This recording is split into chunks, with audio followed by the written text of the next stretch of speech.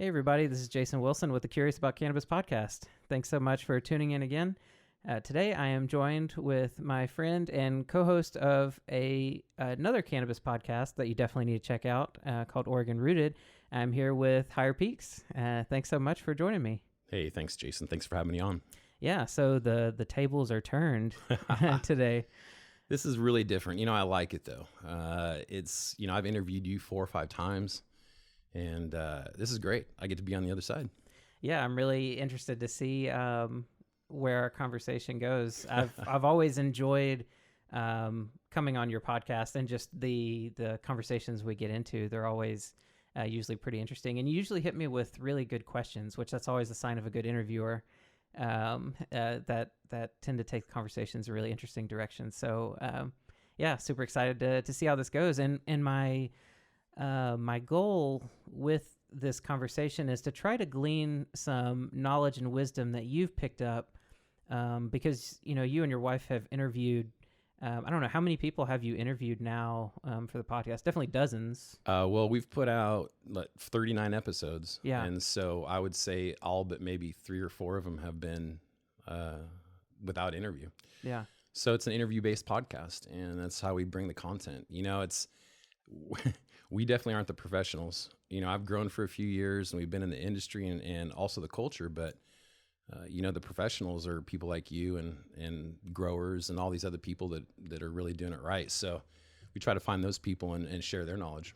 Yeah. Well, that's kind of where I'm coming from too, is I want to find people that have unique perspectives on the plant and the industry, and so that we can promote critical conversations. That's really, really my goal here.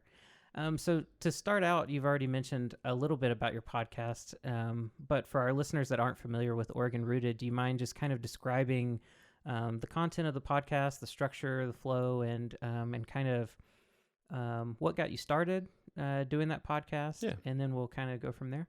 Sounds good. So 2015, basically started in 2015. Like you, we started and we're racking up shows and trying to produce some stuff, getting a website going. And the reason we had started it was because Oregon at the time was following, Colorado, Washington with the rec scene. Yeah. We had been medical for a lot of years. And I'd grown medical for quite a few of those. So we're already involved and we're kind of dabbling in that culture. And, like I said, 2015 came, the laws were on the verge of changing, and dispensaries are starting to come out. Yeah. So right when, what was it, July 4th, July 7th, something like that? July 4th. July 7th, I think, was when 2015, we went rec. Yeah, something like that. Definitely, yeah, that summer. I don't remember the day, but... Well, that day we started going out and touring whatever was out there, and that was like dispensaries.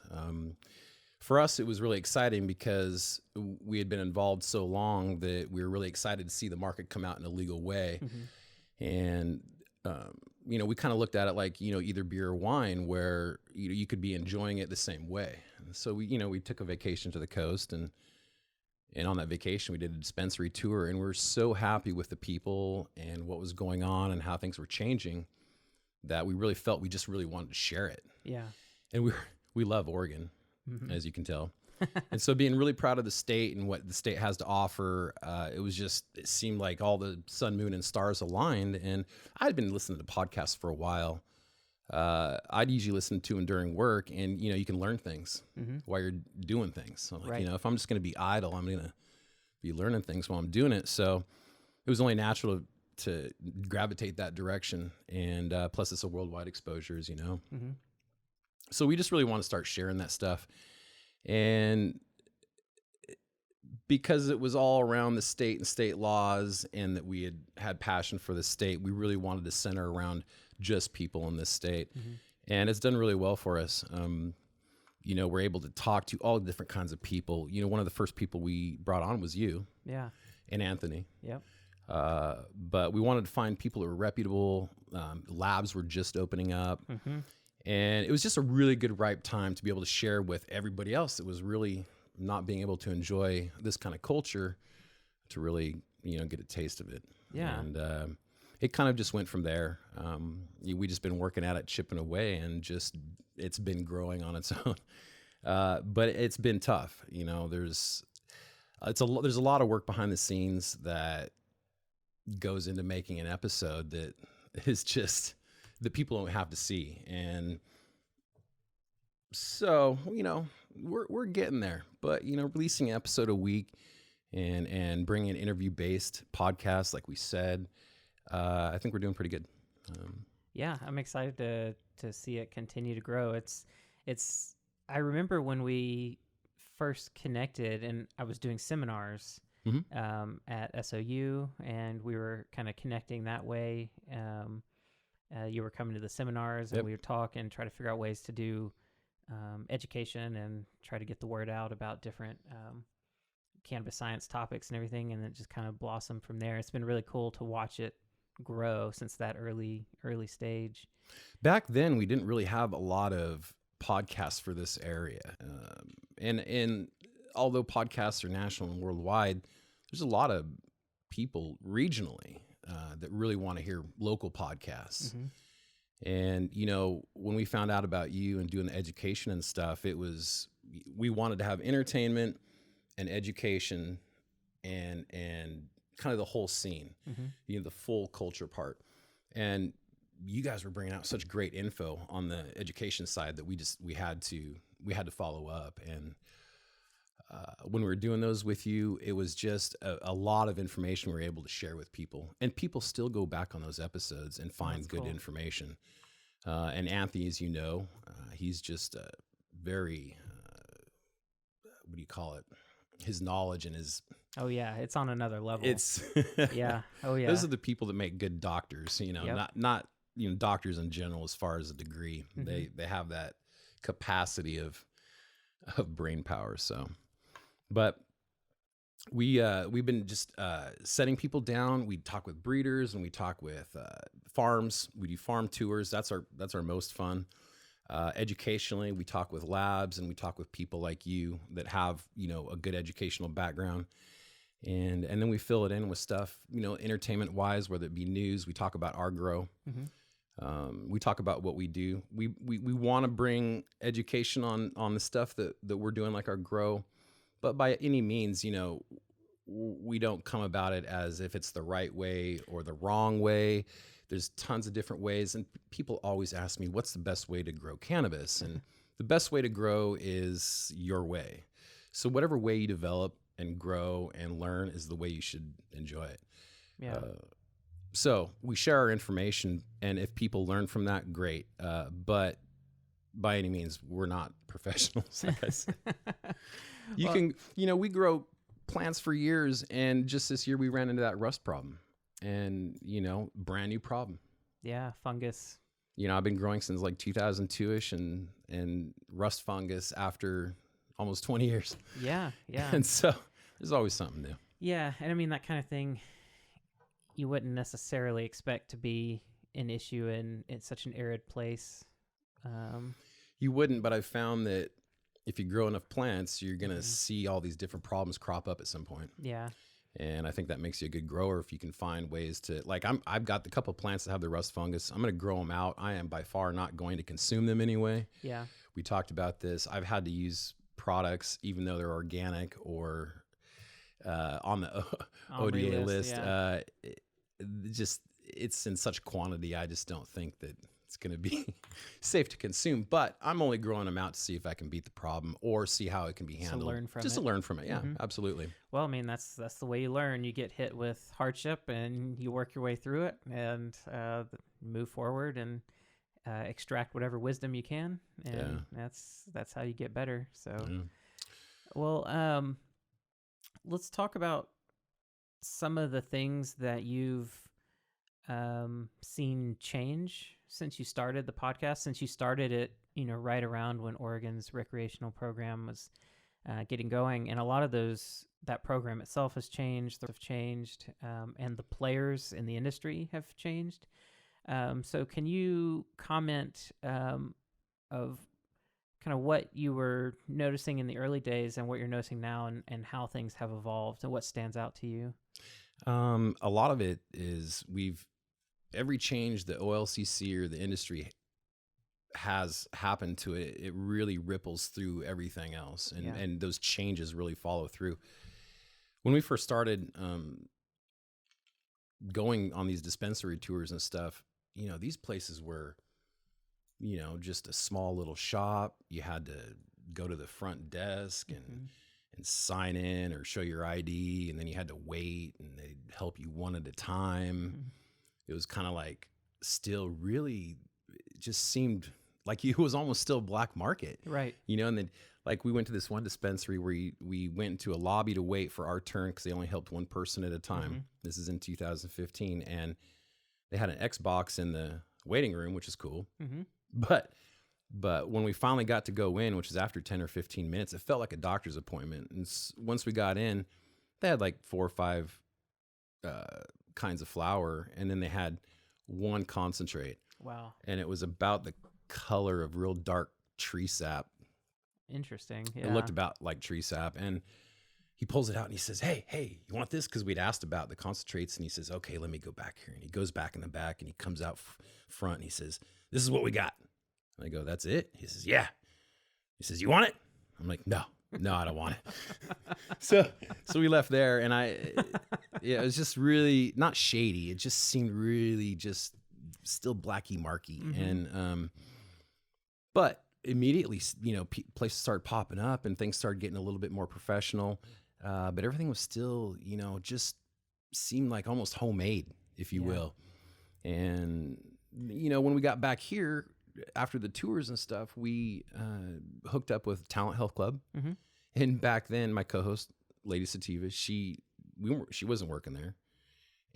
But we were going to events there, meeting farms and collecting interviews that way, and watching Talent Health Club grow. And it's just now this industry has turned into this, there's dispensaries everywhere. Packaging is crazy. I mean, you see everything from plastic looking chew cans to Ziploc bags to things that look like food that aren't. And it's just turned into this mass market thing. And yeah, it used to be small farms. Now they've turned into more corporate. It's just a huge change. It's a huge booming industry. And the thing about it that's good about that is that it has really brought a lot to the economy. Yeah. Our job growth and our economy is just, we don't seem to be having any problems funding things right now. Right. And this area that we live in here in Southern Oregon, I can't remember what the rates of growth are, but they're extremely high. And there's like not enough housing can be built to accommodate the influx of people that want to move here and live here. And, you know, there are different reasons for that, but the cannabis industry is one big reason for that. That's drawing a lot of people, and even people that aren't necessarily involved directly in the cannabis industry, but ancillary businesses that end up getting a lot of business from the cannabis industry that now have this new revenue stream coming up, you know, construction, plumbing, electricians, you know, all sorts of different things like that.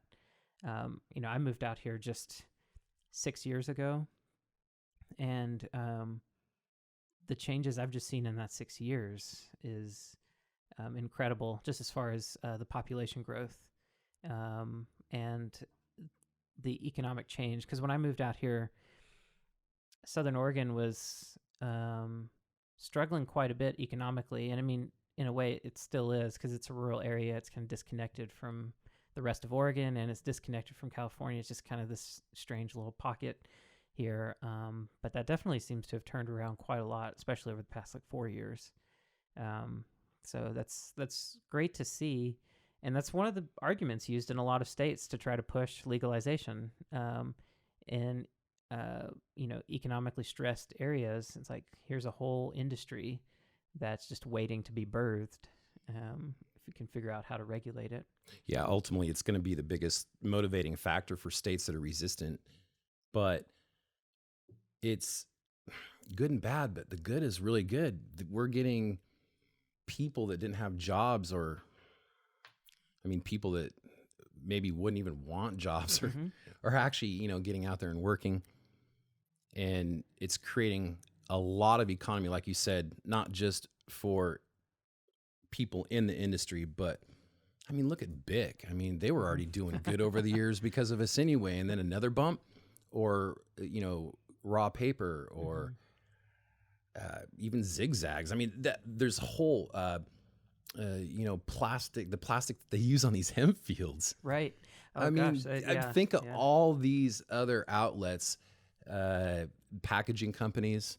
Not that that's good, because we're having an issue with that, Right. with The waste. Yeah, big waste, which needs to be dealt with. But it still, we're coming up with people, for packaging and just different outlets.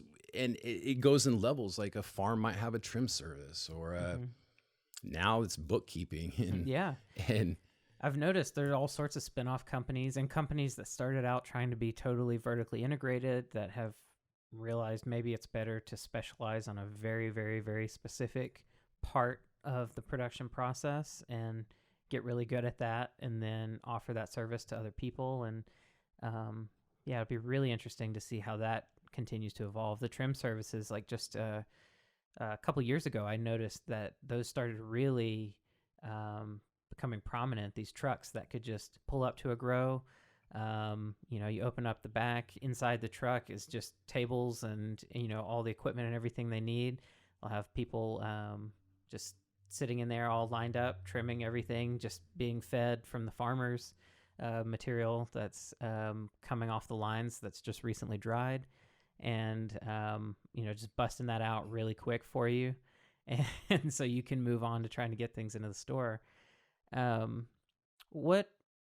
What are some negative things that you've seen play out over the past several years, or stories that you've heard from people that you've interviewed?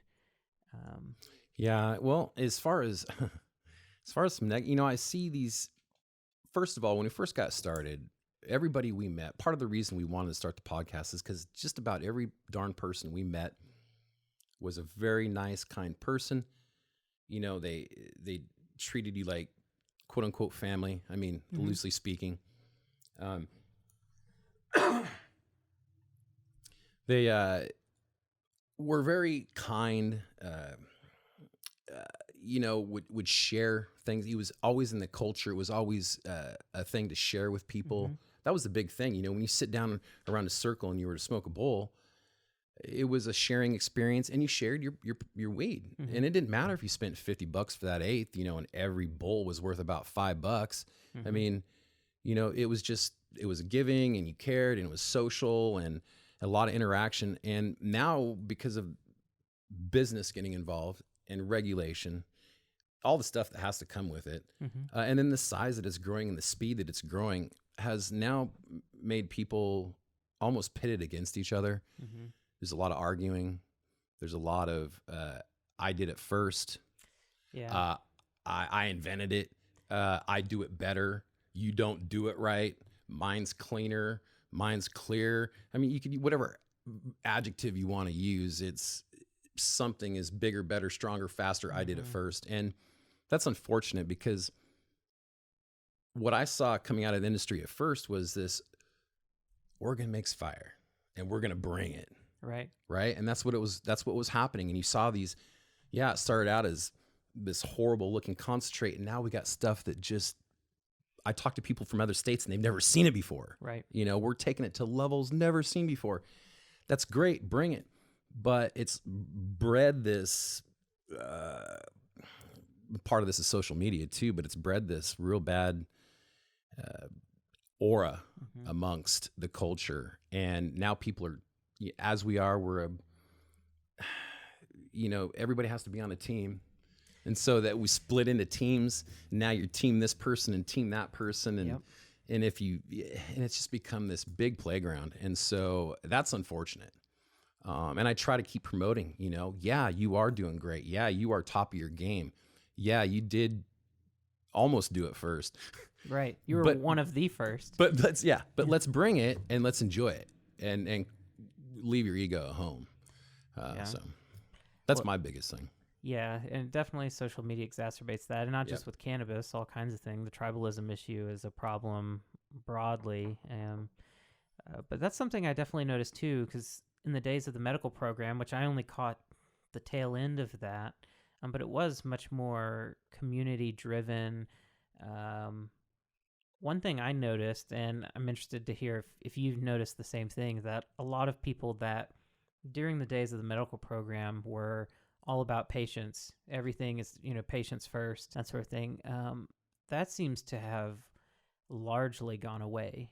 Um, I, and it seems to be more, and I understand why. It's definitely profit driven because you're in a totally different game now that's being played, and it's a relatively hard game to make money at, which is people in other states don't necessarily understand that. That all of these growers and extractors, even the testing labs, like they're not making huge amounts of money. I mean, there might be a handful that are, but for the most part, everyone's struggling to make it through this roller coaster of regulatory changes and um, market changes and influx of competition, overproduction, all these different issues, and so that leads to a more competitive mentality.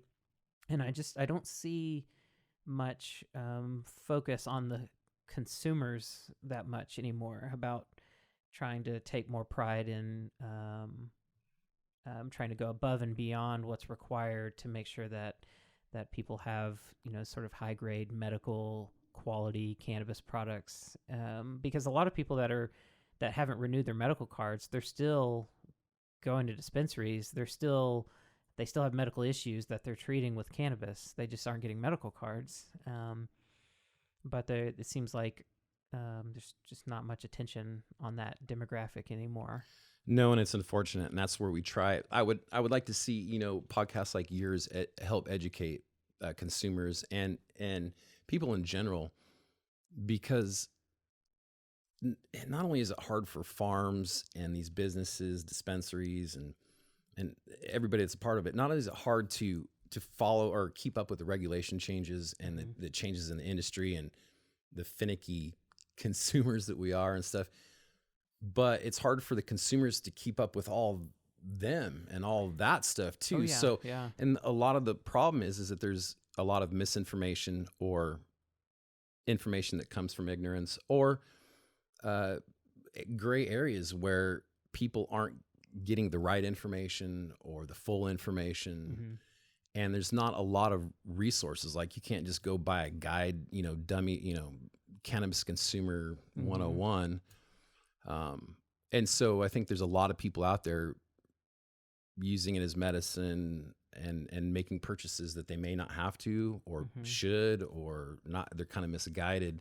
So hopefully that we can bring, as podcasts like we can bring information that needs to be talked about and try to open up different answers, different things that people can say, oh yeah, okay, well I should have thought about it that way, or maybe I should think about it that way, or maybe that's not the way I wanted to go.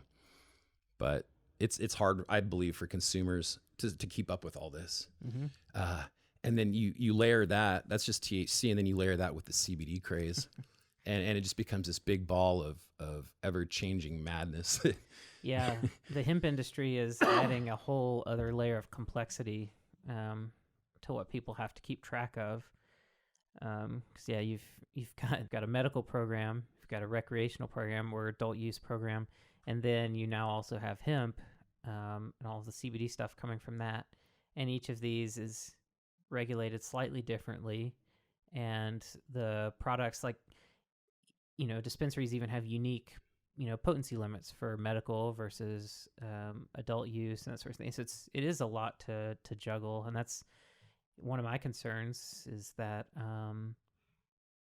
the consumer education is not there. And there are a lot of companies that are claiming to do education, but not many of those are doing quality education.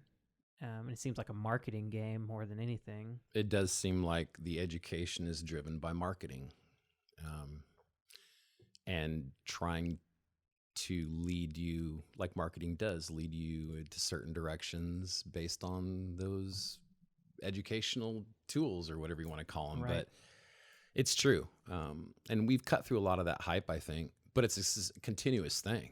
Oh yeah, and there's I new mean, stuff that comes up constantly. And it's to the point now where if you do go into a Walgreens, or I was in Safeway last night and you're looking at this stuff and it's in packaging, you can't even decipher the packaging or trust the packaging.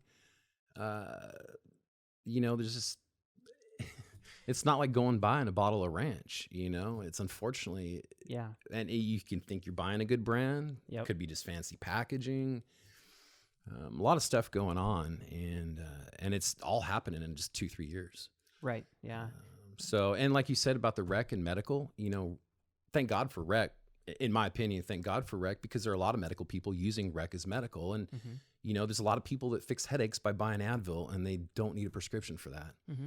But without that ability to go down to Walmart real quick and buy some Right. Advil to get rid of that bad headache, I mean, that'd suck to have to wait for a doctor and get a prescription. And it was kind of expensive too. I mean, it cost you like a card itself is like $250, $300, and then you have to pay for whatever it costs for you to get your doctor's visit. That's assuming you have records. And exactly, assuming So if you don't have medical records, they have to. This sounds wrong, but you have to create records. So they have to basically say, okay, what's going on? What's wrong with your health? And let's see how you've got to have some. You've got to build some paper kind. trail. Yes, exactly. So Yeah. that could cost you, and then after that, you got to have it at your residence, because if you want to have it off your Right. residence, you got to pay for Your more. grower. Yep. So it's not cheap. You're right, and because of rec, we can use it medically. Medical, I think, in the past, because the black market, I think, had some influence on keeping us as a tight community. I mean, if you were with other fellow cannabis consumers in the black market, you watched each other's back. You didn't, didn't say things around certain people, and you had the clues and you had the words, and it was his own culture, and it kept us tight. Growers and medical patients at that time were really working together real well. Medical patients really needed the grower, and the grower really needed the medical patients. And now that's kind of just gone bad. It's gotten to the point, because of this market, that growers don't necessarily need, patients. And so they've kind of screwed some of them over in various ways. And then vice versa. Patients don't necessarily need growers. And so they've started to, kind of abuse their rights. Right. And it's caused friction. And so now it's, thank God for the rec market. What do you hope to see as the rec market continues to grow? Based on all the conversations you've had with growers and dispensaries and everything, obviously there's still a lot of room to grow and mature. What do you hope to see from all of that in the next 5 years? Well, first of all, drop the egos. We're all killing it out here. So we need to just keep it up and share the wealth and be educational. These people that are doing it like this, think of the wealth of information they have to share with people. Yeah. Other states say. But we need to drop that. And then, half the industry is really good people are doing a lot of good things. One thing about our culture here is that we have a lot of people that like biodynamic farming. We get a big, huge movement for organic farming, big, huge movement for some sort of sustainable farming. People are now moving to where everything's closed loop. So now everything comes from the property. They're making hugel mounds, and they're making, making them from dead trees and wood from their property. They're making their own food, obviously their own medicine. All this stuff is all just closed loop. So there's a lot of really good sustainable practices here. But on the flip side, those, the other half, I think those people need to step up, and they need to start doing things like whether either it's sustainable, or we've got this big issue with CBD and THC cannabis or hemp, I should say, where, hemp people are going to end up probably having pollination issues with other THC. So we need to get some sort of I think like co-op, Mm-hmm. maybe even in an organization, a voluntarily nonprofit organization or something, or a co-op where we can get these two groups of people together and have some sort of synergy between them, even if it's just in this area, Yeah. so we can kind of work together as a team, because that's, creating a lot of differences there. And maybe these companies can start getting involved, like our podcast. As soon as we become profitable, we've already decided that there's going to be a certain percentage set aside for two places. One's going to be the ARC here locally, which is the Addiction Recovery Center. And then the other one is Refuge Recovery. So I don't know if you've ever heard of Refuge Recovery. It's a different option compared to AA, but it is different. They're not religion-based. They're a Buddhist practice, but they're not a Buddhist-based religion. It's just the practices of Buddhists. There's a lot of meditation.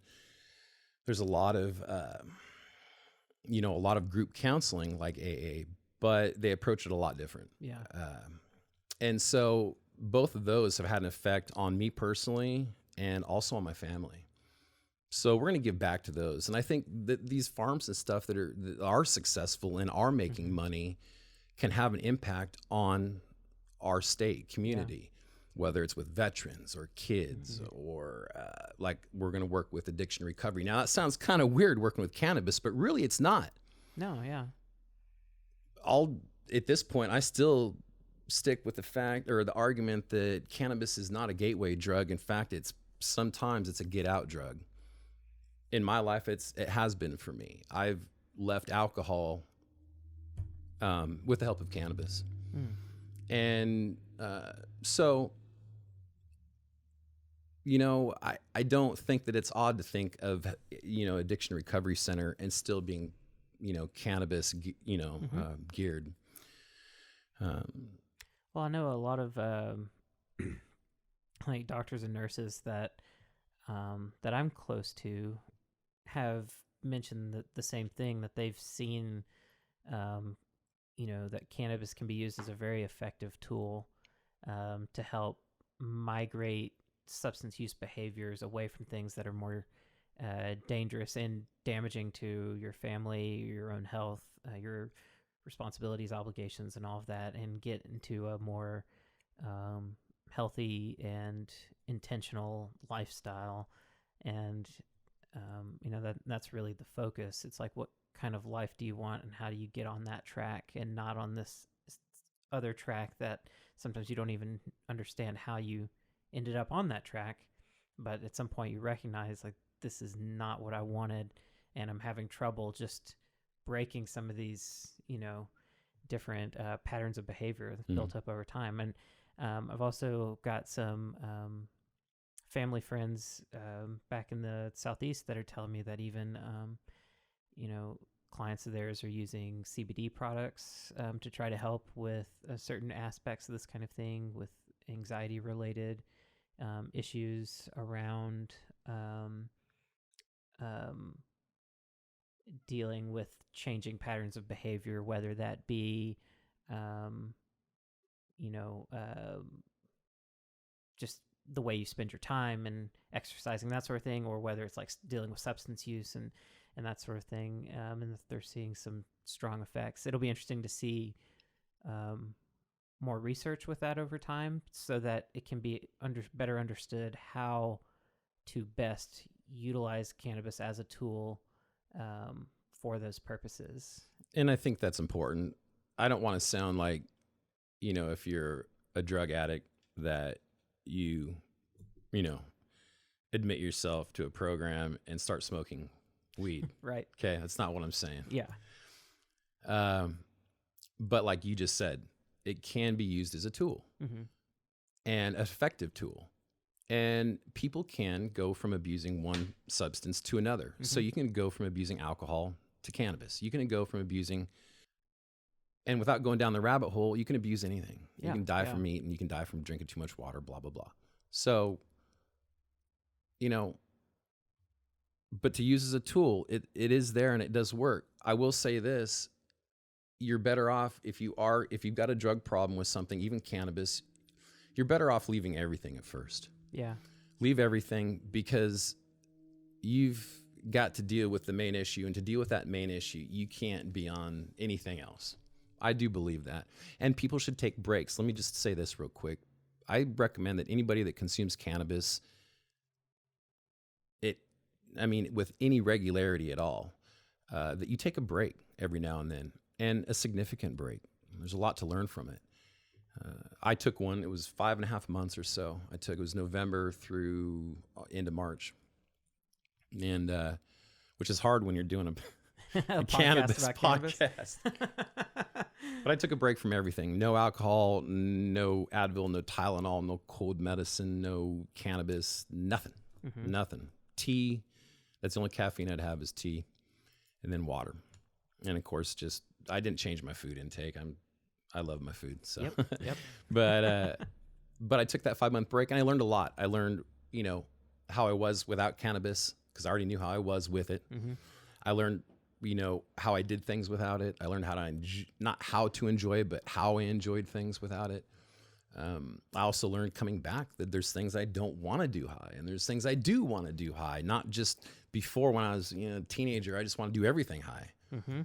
So taking breaks kind of get you back to a baseline where you can actually analyze these things, and that's important. Yeah.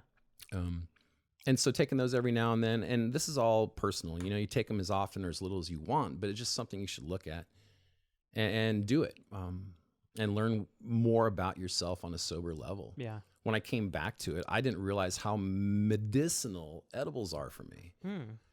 I use them now as a big tool. Before, it was just an edible. Great tasting brownie, get high. But now I'm getting used to my dosages and where things work. Managing pain better with edibles, managing pain all day with edibles. I'm managing sleep with edibles. And these are all dosage dependent. I was going to say, have you honed in on sort of ideal dose and ideal THC CBD ratios and that sort of thing? Yeah. I have, and I'm still fine tuning that.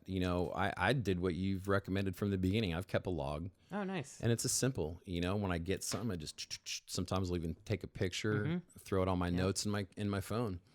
And again, another method. You think, it's just you do. You learn a lot from those little just snippets. And I've narrowed it down to where, here's one thing. There's a fine line between medical edibles and you're seeing dragons.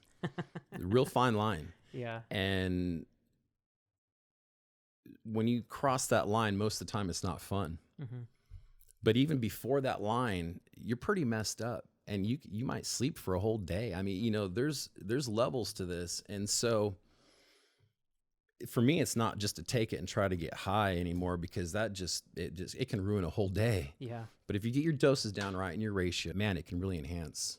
I believe, for me at least, it can enhance life in general. Yeah. I used to have to take sleeping pills on and off, and not heavy things. I'd take Benadryl or something like that over prescription Benadryl or something. 0. I used to take anxiety medicine. 0.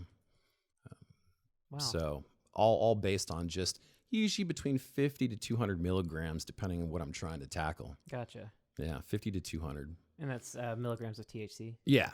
And then ratio-wise, 2 to 1 works great for me. Yeah. 1 to 1 if I'm really focused on tackling something big. Yeah. Like the reason we took a break from the podcast, we did take a little break, and I should mention this real quick. We went through this string of craziness where I broke my foot. Well, actually, I didn't break. Let me take that back. I popped 2 tendons. I popped one that goes on the top and one on the bottom. That's the thing. I almost wish I would have broke it, because I would have been in 6 weeks in a cast and then been done. Instead, I'm 6 months out. Yeah. Pain like you would not believe. And I'm not going to take pills. I refuse to take narcotics or opioids. And I wasn't going to take any Tylenol or Advil. So at this time, I'm just down in edibles like crazy. Anyway, after that, we found out that my wife was pregnant. So hurt foot, trying to recover, pregnancy. Oh no, that's not good. I mean, it is good, but oh no, that was not planned. And then, so right after that, I'm like, okay, well, we're in the midst of this. I'm just going to get my surgery done. There's a surgery I had to have done for many years that I never had done, and this was getting worse. And so I got it done on my wrist, and that was 2 screws. And so that put me out another 3-4 months. With all that done, we're back. So as you know, though, it's good that you're getting all your content, though. Right. That's the thing. Yeah. Build up a bunch of interviews and trickle it out. Yeah. Life throws curveballs left and right for sure. That's, we just had our daughter almost 5 months ago, and it's been a roller coaster of trying to figure out what our new patterns of life even are. It's just like, it's like Boggle or something. It's like our life was this Boggle set that had all settled out, and then someone just came and shook it up really good. And now you got to find a home for all the pieces. Right. Yeah. Now we're trying to find new words and trying to get acquainted with this new landscape. But it's a totally the struggle is real. The struggle is very real. Yeah. Yeah. And even now, just coming back, it's been, tough juggling kids and podcasts. So you have to get really, really efficient with your time. It's kind of what I've had to learn. You have to have some really focused intention. For sure. You want to be able to, I've got an hour and I've got this much to get done, and this is how it's going to happen. Yep. And hopefully it does. Yeah. No, completely. And and it's so many things, as so many things happen. In our last interview, we just released episode 39. We had roofers. I know. As soon as we got ready to start the interview, then someone's behind the house, nail gun, like, oh, here we go. And even today, it's like I realized, oh, I forgot to bring 2 cords and a handful of other things, and curveballs left and right. But that's okay. I was able to help you. Yeah, you didn't help me when I had those issues with I know. You. See, I wasn't prepared then. Now so many... we can balance each other out if we end up having issues. Yeah, well, there was so many times when I was interviewing with you and Anthony, and I didn't have something. There was one time my recorder failed, and I was sweating bullets. I wasn't telling you about it. But and I don't know. There's this one you run into is when your recorder doesn't have enough memory and you don't realize it, and the light shuts off, and you're like, you go to glance at it. 20 minutes later, you're like, we just did not record any of that. I apologize. Yeah, I hope you enjoyed talking, because that's all we did. So can we re-talk about all that? Yeah. I'm super nervous about some interviews I have coming up over the next couple of months that are with, most of the interviews that I've done so far have been with people that I know pretty well. And so we have, a certain level of comfortability around each other. If something goes wrong, it's not that big of a deal. I can see them again if things don't pan out, but I've got some interviews lined up later that are with people I don't know very well that I've just gotten connected with either through social media or researchers that I've just emailed and then have been nice enough to actually agree to want to come on the podcast. And they have very limited time frames, and I'm trying to use all these initial interviews that I'm going through as a lot of good practice, because it's like I really can't afford to forget something or mess something up on those interviews. And I know there'll still be something that'll go wrong. So I try not to get too worked up about it and just go with the flow. But yeah. Well, here, the best part is trying to get them on audio. Try to get your mess ups on audio. I've got a whole file going of mess ups. The blooper reel. Once we get on Patreon, we're going to put that on. And there's a lot of funny stuff, but I'm starting to get to the point where, before when I'd edit, I would sit there and I'd edit it down, every little detail, cough, whatever I would get rid of. And it took a long, long time. And I felt disconnected from the audience anyway. And recently in the last few episodes, I just have left some stuff in, like in that same episode. Not only did we have the roofers, but when me and Lady Sativa were doing the intro, this is like midnight, 1 o'clock in the morning, supposed to be pretty quiet out. Should be a good time to do some recording.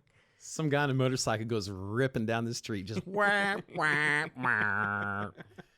And she starts cracking up, and I'm just like, see, so we just left that in. Yeah. Hey, enjoy it. They get a free promo, I guess. Right. Yeah. Yeah. Exactly. Same with the roofers. I don't know who the roofers Too were, bad but I don't hey, have their contact info. yeah, I'll give you a little spot here on the show. So, oh, and my last recommendation when you're doing, if you ever use your laptop, make sure you turn it off and turn it back on, and make sure you get all your updates done before the interview. Oh gosh, yeah, turning it on and it's gonna go through 2 hour updating and restarting. I did an interview where I was using my laptop and the cord got kicked out and it clicked off my laptop. I don't know what was going on at the time, but when I booted it back up, yeah, it was about an hour of updates. Yep. They didn't like it. Yeah. Whoops, sorry.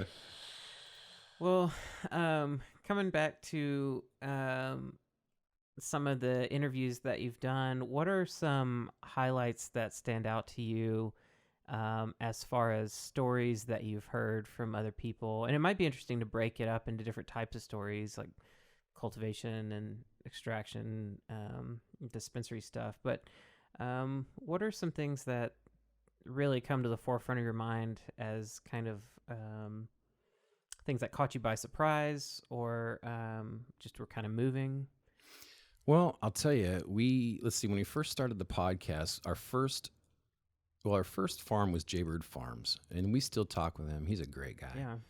And right after that, we did Golden Beaver. And Golden Beaver was a farm up in Portland. And these guys are really cool guys. Every effort is made to do, a biodynamic, sustainable farm, closed loop, and like all their method of IPM and stuff includes predator, bugs and bacterias and nematodes and, cover crops, not only cover crops, of course, but what do you call that? Border crops and, just a whole, range. It's a whole ecosystem. Yeah. And it's a really great place. Well, we went up there and they're showing us, and they were just doing a harvest on their indoor stuff. Really beautiful. It was the King's Cake. We've grown it out here. It's really pretty stuff, really good stuff. And while we're doing this, we're going to do an interview. And we're staying there for like 2 days. This is a whole big thing. And we're helping them harvest, and they're making food all day for us, right? They're making like we're munching on ceviche all day, and they'd hand us a lollipop or whatever all day long. We'll come to find out it was all medibles. Oh. They weren't trying to dose us, but they thought that because that's what they do. They they incorporate it with their stuff. I don't know. By the end of the day, I was so high. They're really good at their edibles too. They know how to do it right. And oh my God, I couldn't talk. I couldn't hardly walk. It was terrible. I never got that interview. Wow. I never got that interview because I couldn't even sit up straight. And this went on till the next day. And so the next day we're still both high and we got to drive home. We drove home giggling the whole way. Now I don't think we were so bad that we shouldn't have been driving, but there's something to be aware of. I mean, like I said, there's a fine line there. The interview that went up in smoke. It did. Oh my God. And I was so upset when I got home. I was really happy until I came, off the edibles, but I'm like, we missed that interview, and that was way back in like episode 6 or 7. And so we do have a plan though to go up there in August, and we're gonna spend 3 days there at the McMiniman Lodge. McMinimans, yeah, Lodge, and do the full meal deal again without the edibles. Right. Yeah. Have a heads up this time. So that was probably my most messed up interview, which was too bad because I believe it would have been a really good interview. Shadowbox was fun. Shadowbox is huge. Those guys, they had a lot of money behind them. And so we're looking at, they had 2 rows of 3,000 square foot each. Oh. And there was 14 of them. Jeez. So 14 times 3,000. And there was 2 rows of them. And then that was just their indoor. Then they had their outdoor. They had this warehouse that we had posted some pictures about it, but they had this warehouse that is the biggest warehouse I've ever seen. And it was just from ceiling to floor was just drapes of like trellis. Mm-hmm. And I mean, this thing was probably at least 20, 25 foot high and Wow. I don't know, 20, 30 feet deep. And it was just stuffed full, ceiling to wall with cannabis, drying. Yeah. Never seen it before. And I don't know how they did it effectively. Right. They did, but I don't know how you climate control and keep all that air moving when you got That's just what I was thinking. row, and they're just crammed in. But they did great with it. But it was just an amazing sight. Wow. And then you can check it out on YouTube. But we did a video of the place, and they had an R&D room where they were doing all phenos, and there was probably 1,000 different phenos. Wow. And so every plant looked different. I mean, every plant looked different. It was crazy. Yeah. It was really weird. Yeah. I can imagine. It's like the complete opposite of what you would normally see. I mean, people might have different cultivars in the same growing room, but they're lumped together and Right. And you don't see, when you're pheno hunting, you see a lot more expression in colors and stuff. Right. And then when you single out those expressions and put them in one big 3,000 square foot spot, you've got all these different, it was a jungle. It was beautiful. I mean, Yeah. purples, greens, yellows, reds, oranges, and I mean, just anything you could think of, blues, yeah. whites. They had some albinos that were hanging out, and it just, I don't know if you've ever seen an albino plant. I haven't. No, not a cannabis plant. No. The only one I've ever seen accessible to like me and you is the Vanilla Luna by second generation genetics. And that expresses that albinoism. A lot of variegation, so it grows slow, but every now and then you'll get a pure white one. Wow. And it's paper white. They call it paper white. Huh. And it looks like you shouldn't even smoke it or anything at all with it. Yeah. I don't know if I should touch that, but they had a couple of those. I don't know what they do with those, but yeah.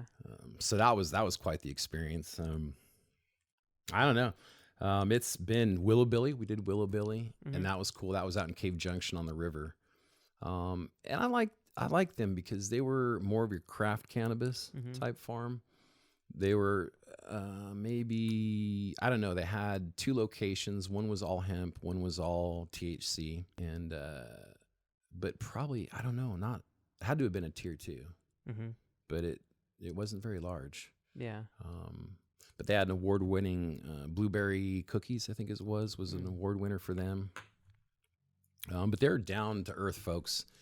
They, took us out to eat sushi. Nice. Which is weird. We, generally people that are out working on a farm all day don't stop in the middle of the day and go have sushi. Yeah.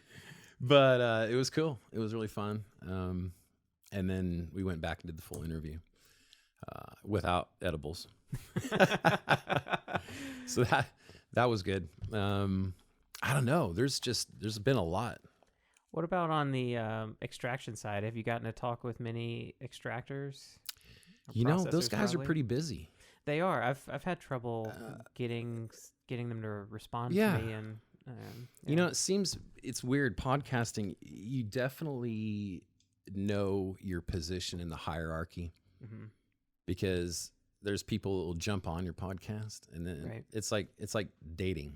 Some people think you're gorgeous, and other people think you're ugly. Right. You say, who knows? Yep. It's the same thing. With that, it's you just don't know. But sometimes we'll talk to somebody. They'll be, let's do it. It'll be someone really influential, and we're, yes, excellent. And then we'll talk to somebody else, and like, hell no. Or won't even talk to us, Yeah. So you definitely know your position, but the extractors seem to be pretty busy, and these guys are pretty popular these days. They are. I mean, the extract market is booming. Booming. You sort of briefly touched on it when you talked about the differences and stuff that you saw in dispensaries over time.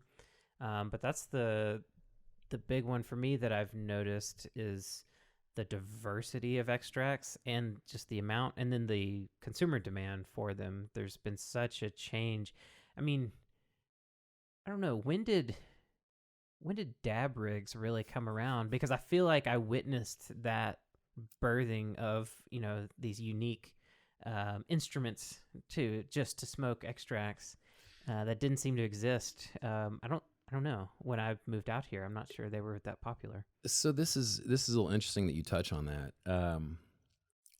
I believe extracts in like the sappy, pull and snap type consistency have been around way longer than the proper way of using them. Mm. And what I mean by that is I remember way back when I was in 8th grade. And I mean, we're talking, what is that, like 88 or something? Like, I mean, we're talking, it was 80, 89.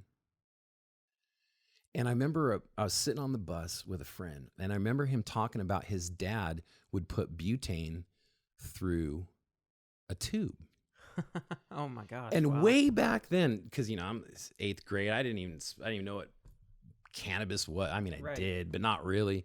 And it never occurred to me, like it didn't click. And then a few months ago, that memory hit me again. And I'm like, wow, I bet you people have been extracting, he probably had like a PVC tube or something. Right. They didn't have glass tubes like that back then, but which was probably worse. Yeah. Extract now. Yes. But I think the extracts have been around for a couple decades.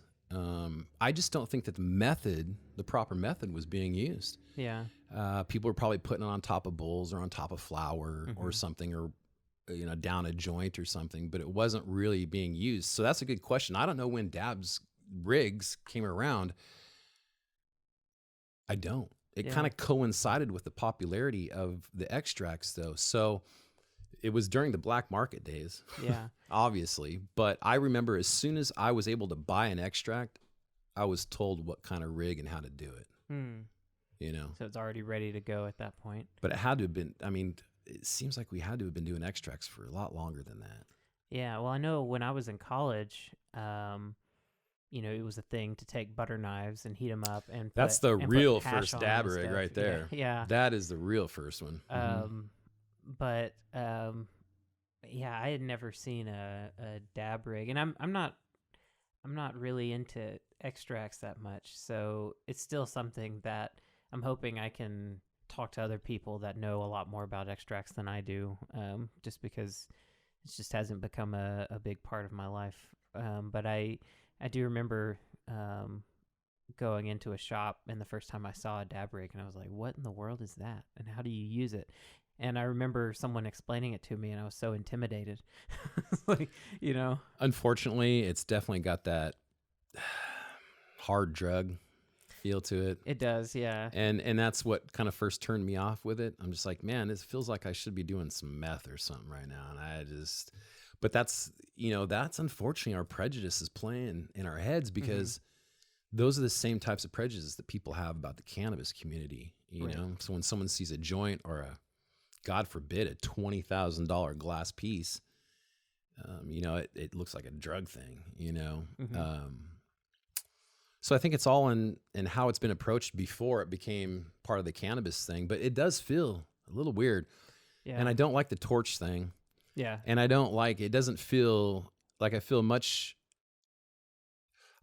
like it's easier for me to be more open with flower than it is to be open with. Yeah. I feel like if we're sitting down and doing dab hits, it should be my close friends and we're all in a circle type thing, Whereas with flower, I feel like I can go on my porch and not worry about it.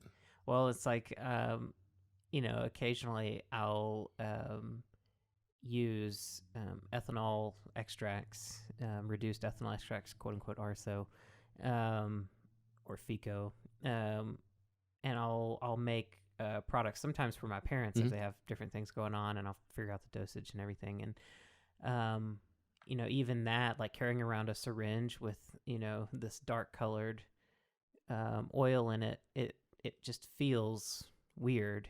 So you're like, if someone sees that, what are they gonna think? I have heroin or something? And really this is you like got some black tar heroin in a syringe, high CBD, like but it does.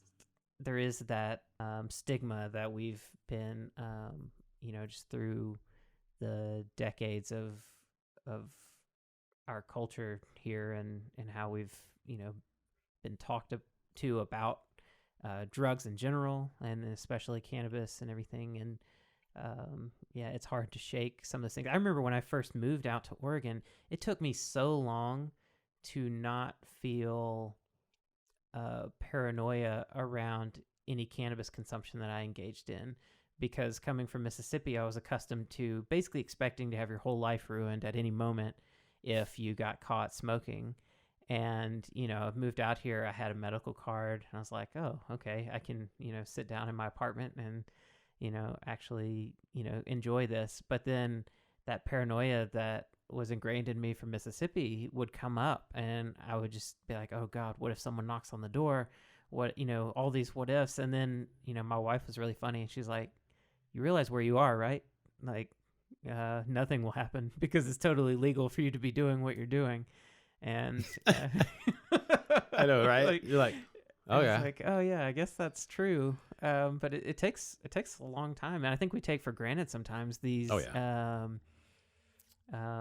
behaviors that we adopt, and stigmas and everything that we're living with, that we've adapted to. That there's a retired sociology professor from Southern Oregon University that I'd like to sit down and talk to on the podcast, just about stigma as a concept and how it relates to the cannabis industry, and some of these behavioral changes that are happening culturally to adapt to changes in stigmas and perceptions of stigmas.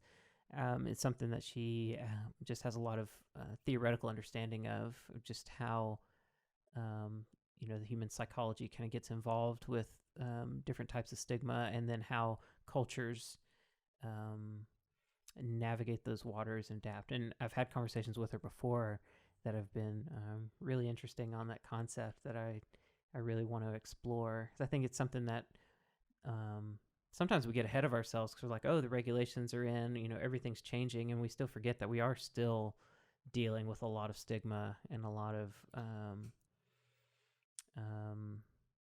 perceptual issues around cannabis use and absolutely and other things. One thing about that too is, when this first all kind of started changing, it was almost, it almost felt like coming out of the closet, for lack of a better analogy. No, yeah, that's with all due respect. Like, I really felt like, for a year or two after we became legal, recreationally legal, I still felt pressure to not share any of the stuff that I did. I've been heavy in the culture since it's been legal. Really heavy in it. My wife is in a dispensary. We do a podcast. It's part of our life. Mm-hmm. And we didn't feel very comfortable sharing, which is weird. Yeah. If you think about it, it's legal, and everything we were doing was legal. And so, but it still carried on, and to where I said, fine, I'm done, putting up these little tiny barriers around people I want to keep from, and I just said, forget that. It's just too, we're just too far along for that. Yeah.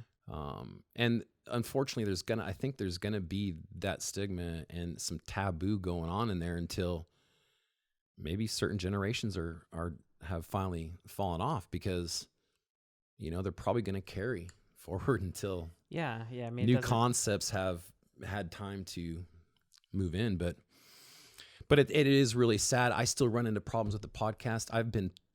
I have had people want to advertise with me until they find out the extent of what I'm doing. Really? I've had YouTube turn me down for advertising because it's cannabis. I've had issues locally with people because, like working with businesses because of cannabis. Yeah. Unfortunately, one of our intentions on our logo was to stay away from any sort of cannabis type logo, and not to hide from it, but unfortunately, not only does everybody have a damn leaf on their logo at some point, or a plant or a bud or something, everybody's doing it. Not only that, but you run into a lot of stuff in business that just are out of your access at that point. Yeah. And so to keep it legit though, and to keep it honest and to not vary from our beliefs, is we just made our logo with the big O for Oregon and a green plus, which is generally known as the medical sign for cannabis. Yeah. When we first went legal, a lot of dispensaries put up a green plus sign as a sign of that being a cannabis dispensary. And so we kind of stole that, if you will, and used that. So it's a way of saying we are cannabis, we believe in the medical benefits, and we believe in Oregon and what it's doing, but we're not going to, throw it in your face. Yeah. We're not so proud that we have to be like, yeah, screw you, we like cannabis. We're just like, hey, we like it. Here's what we got. If you don't like it, that's your deal. Well, I think that's a really important kind of stand to take, because it's there's some good conversations that are not being had right now between people that are new to cannabis or trying to understand it, that have not been part of that culture and are coming at it from a totally different angle and are still extremely skeptical, which a healthy amount of skepticism I encourage everyone to have about everything. But there's a lot of good conversation that's not happening because there is a lot of that sort of, grandiose kind of like, well, we don't care what anyone else thinks. And, just kind of like shoving it back in their face rather than trying to say, here's what we do, here's why we're doing it. Having a little grace doesn't hurt anything. Right. Yeah. Yeah. I guess I don't know if that's a word, but yeah, just grace and humility. Yeah, just a little bit of subtleness and humility is not a bad thing. We're not here to, but some people are. Some people, and I admire that. If you're that proud, that's great. Yeah, definitely. We pushed into it so fast and so quick that we haven't had a lot of people be able to get used to it. Right. Yeah. Coming from the perspective, I've been, my brother grew illegally back in the day. And it was just something we were used to. And so when things became legal and stuff, yeah, it was great, but we were still the same people, same culture, doing the same things we did before. But you get these people now, it's like a cool trend. Oh yeah. Yeah. So people are jumping aboard and now it's legal. I'm going to smoke cannabis, marijuana, pot, whatever. And I'm going to just put it in your face. It's legal. And it's like, whoa, just slow down. Right. Yeah. But unfortunately, cannabis is a hype monster, and it's a trendy train. Well, let's and talk. It's full force going forward. Well, let's focus on some of that hype, because we've spent time talking about several different things that we've had to provide some context to listeners for on your podcast. What are some of the biggest pieces of hype about cannabis that you tend to run into regularly, that kind of need to be addressed? Hype and common misconceptions that you come across regularly. Yeah. Well, first of all, and we've talked about this, is I think there's just a lot of misinformation, and I think that gets hyped up. People will start a word and then everybody else takes it off in a different direction. So be careful of the misinformation, which is happening. The other thing too is we got to look at ratios. THC, CBD ratios. We got to look at ratios. And if you're going to use it medically, you're going to have to pay attention to this stuff. It's one thing to have a good time on a weekend and do whatever. But if you really want to use it as a medicine, you have to have some intention in it. And so getting off these other trains of, 35% THC and, 0% THC and 13% CBD. It's one extreme to another. And so I think that we need to stay away from those trends and really do what's best for the individual. And that's just a personal journey. So those two are big. as far as strains, like flower, there's always a new strain every day. Yeah. And then that strain gets basically crossed out to every other good strain, what we call strain. And this continuously happens over and over and over. One thing good about Phylos that they did bring is the fact that it shows really how much it's not varied. Yeah. If you look at their galaxy, you can see all these strains and how really close related they are. And so I don't like to see people getting on a trend of one brand and then just dropping it a month later. For one, that's showing that it's not a medicine. And two, it's just how consumers are. We want choices. We want a lot of them. And once we're done with it, it's out the window. And we see that a lot with cannabis. The strains that I grow, that I personally try to grow, are all good strains, but they're not all these hype strains. Yeah. And whether they're good or not, that's for the individual to decide. It's not for a grower or a breeder or the looks of it. I'm a big believer in outdoor, sun-grown. I don't want to say outdoor, sun-grown. I believe in it. Without anything to back this, I believe that full spectrum equals full spectrum, loosely speaking. Meaning that if I'm getting everything nature has to provide in its environment, then I'm getting everything that plant hopefully is going to have in it genetically. And then we can enhance it to its potential in other ways. But having an artificial environment and stuff, I'm not so sure that is my particular favorite. But that's kind of a hype thing too, or a trendy thing too. Is who wants outdoor, who wants indoor? Everybody wants indoor because it looks great. Well, that's like saying I want to read this book because the cover's nice. It's got a nice leather cover. Well, that's great and all, but there may or may not be substance in there.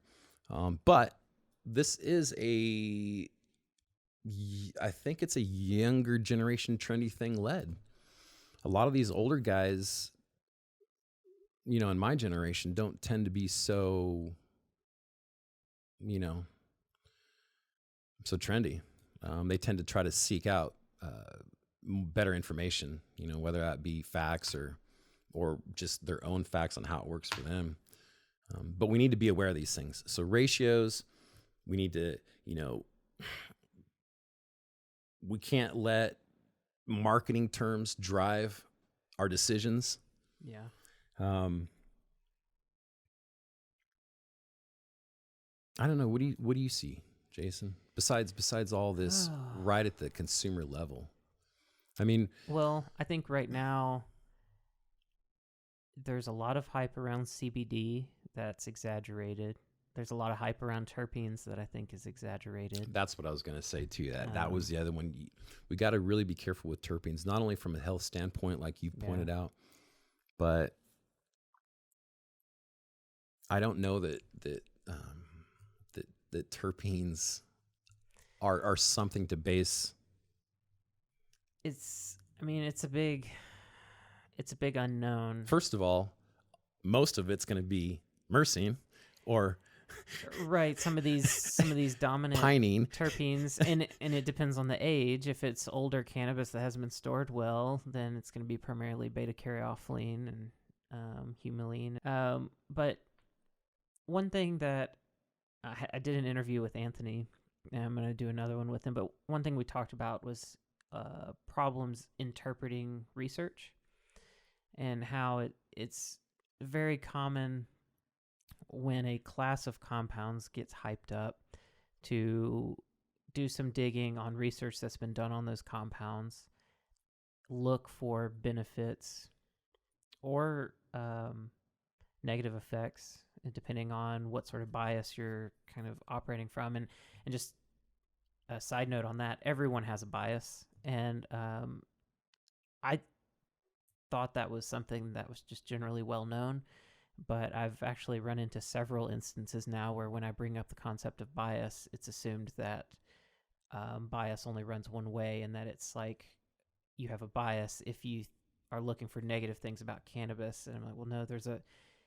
bias the other way too. In confirmation bias, it's just whatever you're bringing to the table. And we all have biases, and we have to recognize our own biases and try to be comfortable reviewing information that makes us feel uncomfortable because of those biases. So that's a big part of what I'm leading into about looking at research.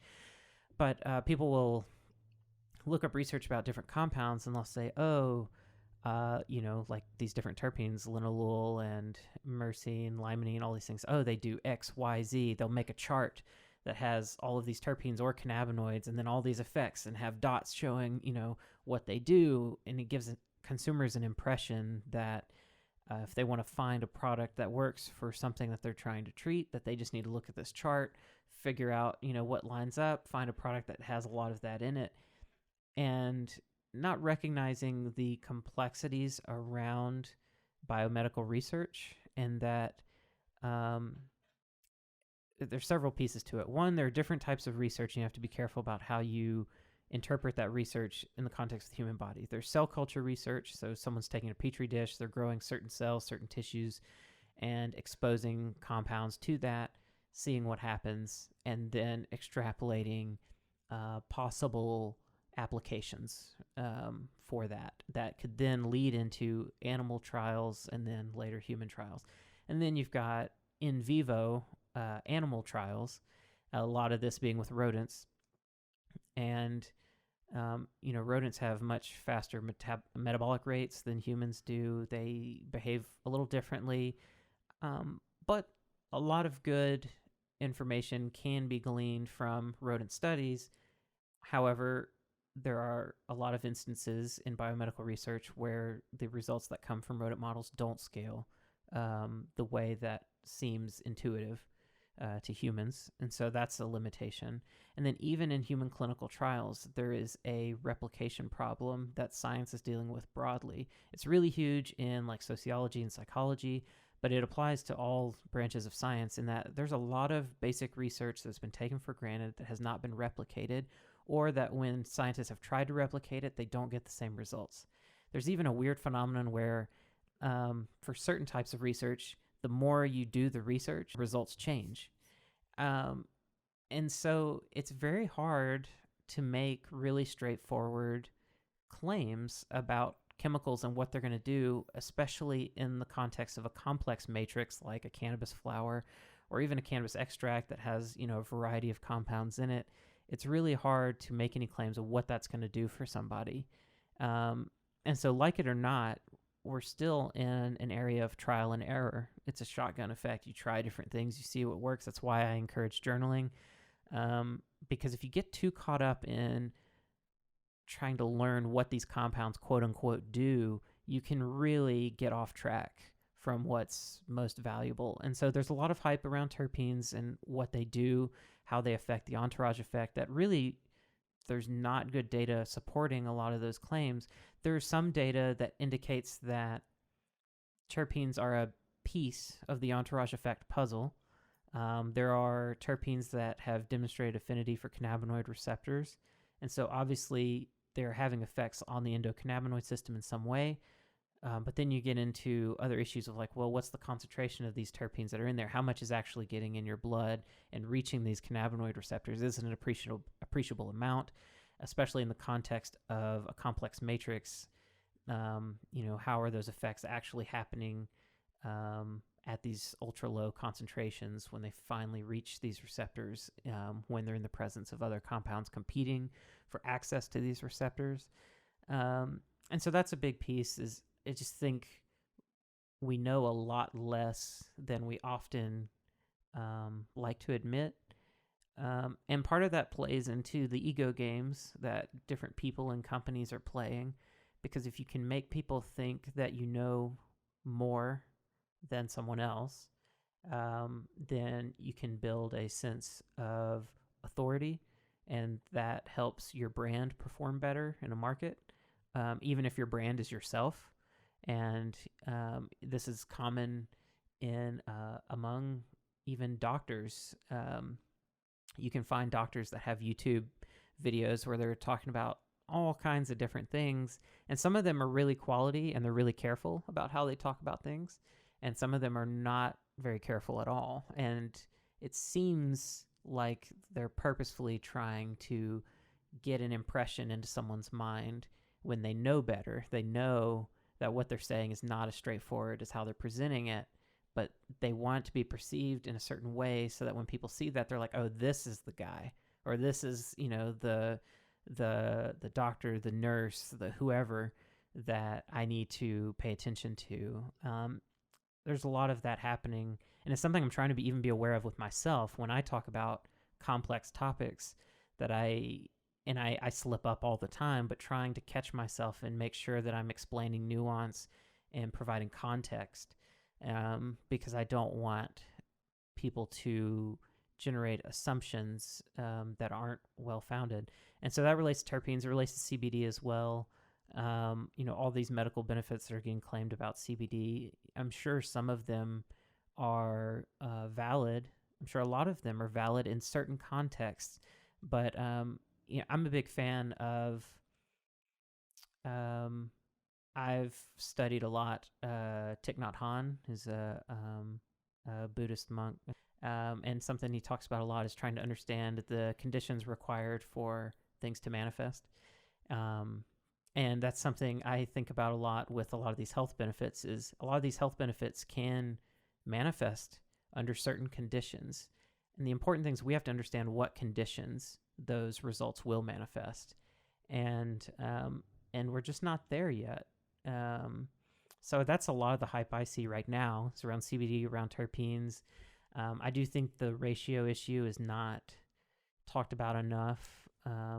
I'd like to see more consumer demand on a wider variety of ratios so that it's easier for consumers to have the choice. Because right now, more and more companies are cluing into this and making 2-to-1, 1-to-1, 4-to-1 different ratios. But there's still not a huge consumer demand for it. And until that consumer demand is there, it won't make much sense for producers to make those products and to make more diverse products.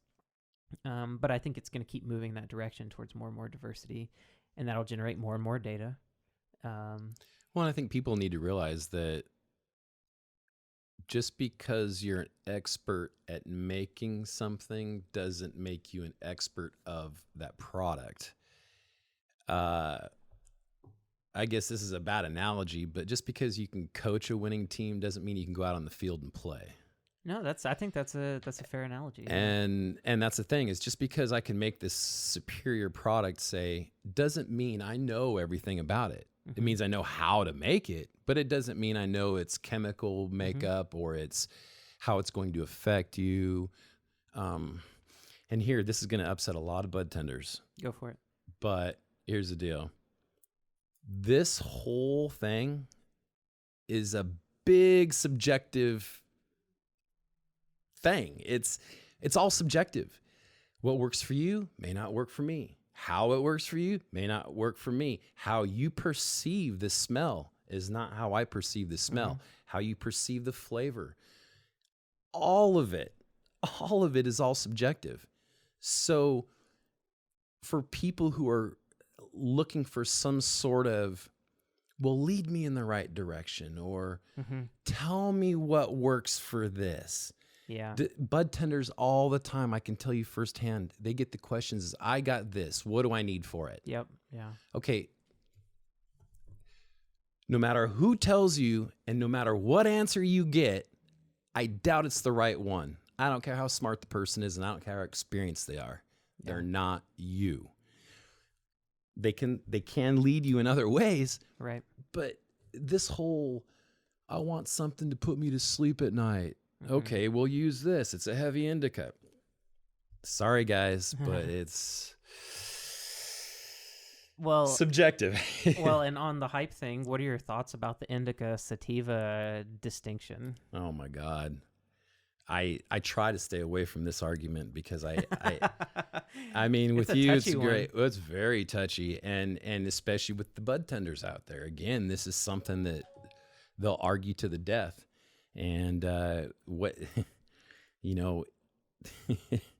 they will tell you all the indica stuff, you know, couch lock and sedating and you gotta, it's sleep and this, and then sativa's gonna wake you up and you're gonna be able to do things, and it's a head high, and but you can stay alert, and it's already giving me a headache.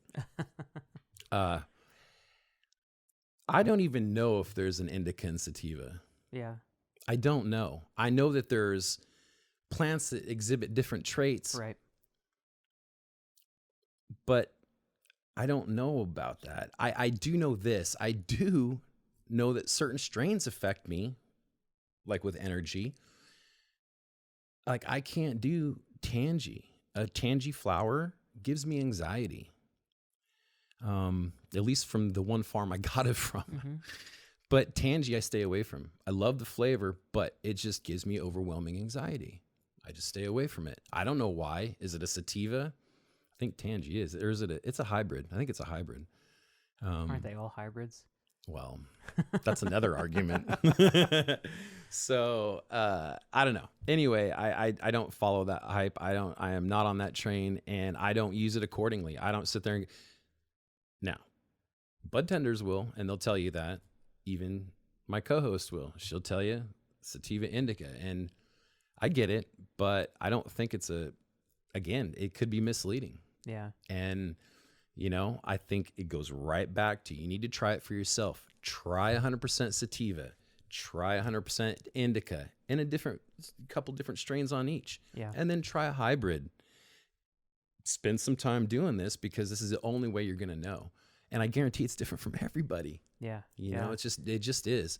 I would say indica sativa is better for a grower. You know, is this going to be a short, bushy plant that's going to grow wide, not very tall and broadleaf? Morphology, yeah. Or is it going to be a tall, lanky, long flowering sativa? Yeah. That makes more sense in my head, and I can categorize it with that. Yeah. Do I think it's a proper category? No, but it gives me something to use for growing, but not when it comes to using it. Well, that's the perfect distinction, I think, is understanding the context in which the terms are being used, and the fact that the terms are not being used consistently in one context, and that there's the morphological traits that we traditionally assign to indica type and sativa type plants, with the bushiness, basically node length and all of that, and fan leaf size and whatnot. But then there's the chemical profile piece that gets confounded with that, and that we say that indica or sativa plants are going to produce certain effects, which implies then that they must have certain chemical differences that are unique. And some of the data that's been generated on this shows there are chemical differences between different varieties of cannabis. And those can be grouped together in meaningful ways and categorized, but it doesn't translate between the way that the terms are used in the context of morphology. That you can't say that a short, bushy plant is going to produce a certain chemistry and thus certain effects. And like you mentioned, everyone's different, and like we don't even have ways of measuring the tone of someone's endocannabinoid system to try to make more meaningful predictions in therapeutic contexts. There's research trying to do that, but it's not there yet. So I think that's a big one. I like that you keep going back to the individuality of it, and that everyone's going to react differently. There was in the early days of the rec market, I saw some data that a software company was pulling out of Leafly that was super interesting, that highlighted this whole point and basically showed that we don't have to say that indica and sativa means nothing. You've already said it. So they harvested data from Leafly, and they looked at traditionally classified indica strains and sativa strains and hybrid strains, and showed the percentage of people that thought they were sedating, gave them lethargy, were stony, etc., couch lock, etc., versus the ones that were claimed to be uplifting, energizing, that use those sort of terms. And most of them were like 50-50 all the way across the board, that half the people that tried it thought it was sedating, half the people thought it was uplifting, and it was, there was... The Pepsi challenge. Yeah, it really was. And that, to me, was super, super interesting, because I was like, these are the consumers themselves saying this, and they don't even realize it, because, you just have to take this whole big data set. It'd be interesting to harvest that data now and see if that's still consistent. But that sort of began my journey of rethinking all of that hype around the indica sativa stuff. It's like I had a sense that it didn't make sense. But then more and more, the data that comes out, it just seems to back that. The variables are so many. I can tell you this. We smoked weed in the 90s, man. We had brickweed. We had Mexican brickweed. I'm with you there, Mississippi. That stuff must have all been indica, because it all put me on the couch asleep with a headache. So that brown frown, man, I'll tell you how to make a sativa into an indica. Shove it in a tire, take it across the border. Maybe rub coffee all over it. Rub some coffee and cologne on it, throw it in a panty drawer, and then, once that's all done, 6 months later, pull it out, and I guarantee it'll make you have a head heavy high. Yeah. So I often wonder if some of that indica is not something that's been put on the shelf for 6 months. Right, just high CBN it degrades. levels. Yeah, it just degrades, and then it just turns into stuff that just is a downer. Brown frown. It was called that for a reason. Yeah. It was a downer. Right. It was because it was so damn old.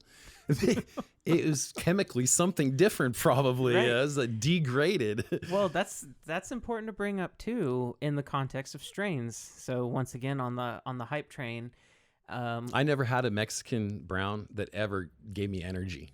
Just so you know. Fell asleep 5 minutes after. Must not have been sativas. Well, and so you bring up a really good point, that the chemistry of the plant changes over time, and that chemistry is responsible for the effects. And so this gets onto another piece of hype that I have a problem with, which is strain names and confounding strain names to effects. I think that certainly, like you mentioned, you've discovered that certain cultivars affect you differently than others pretty consistently. And there's definitely that exists, but getting in the context of flower, for instance, getting flower of any strain and trying it fresh versus trying it after it's been sitting out a while, it's dried out, monoterpenes have volatilized off, cannabinoids are starting to degrade into other cannabinoids, it's going to produce markedly different effects. And in the context of dispensaries and product that may be sitting on shelves for a while, stored in glass jars, exposed to light, all sorts. And different dispensaries handle that issue different ways. But I think it's another hype piece I'd like to see the industry transcend is getting so worked up about strains and what they do, and recognizing that even if you have a test result for that material that was grown a year ago, the chemistry of it now is probably different, and that's going to lead to different effects. And so, getting back to that individuality, you've got to try things and learn the hard way, really.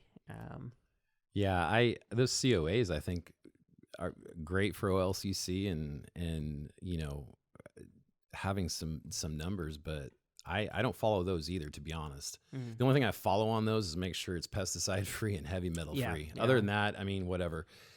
But I'll tell you what, when my wife brings home samples, I don't ever look if it's a hybrid sativa or indica. Mm-hmm. I have no clue. And she's all talking about it, and she'll be frustrated. I told you it was an indica. I'm like, okay, I guess.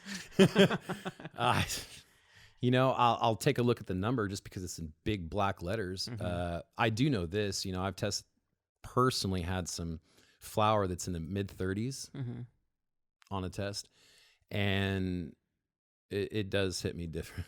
Yeah. Once you're in the 30s, it seems like the THC definitely starts to show itself, if you will.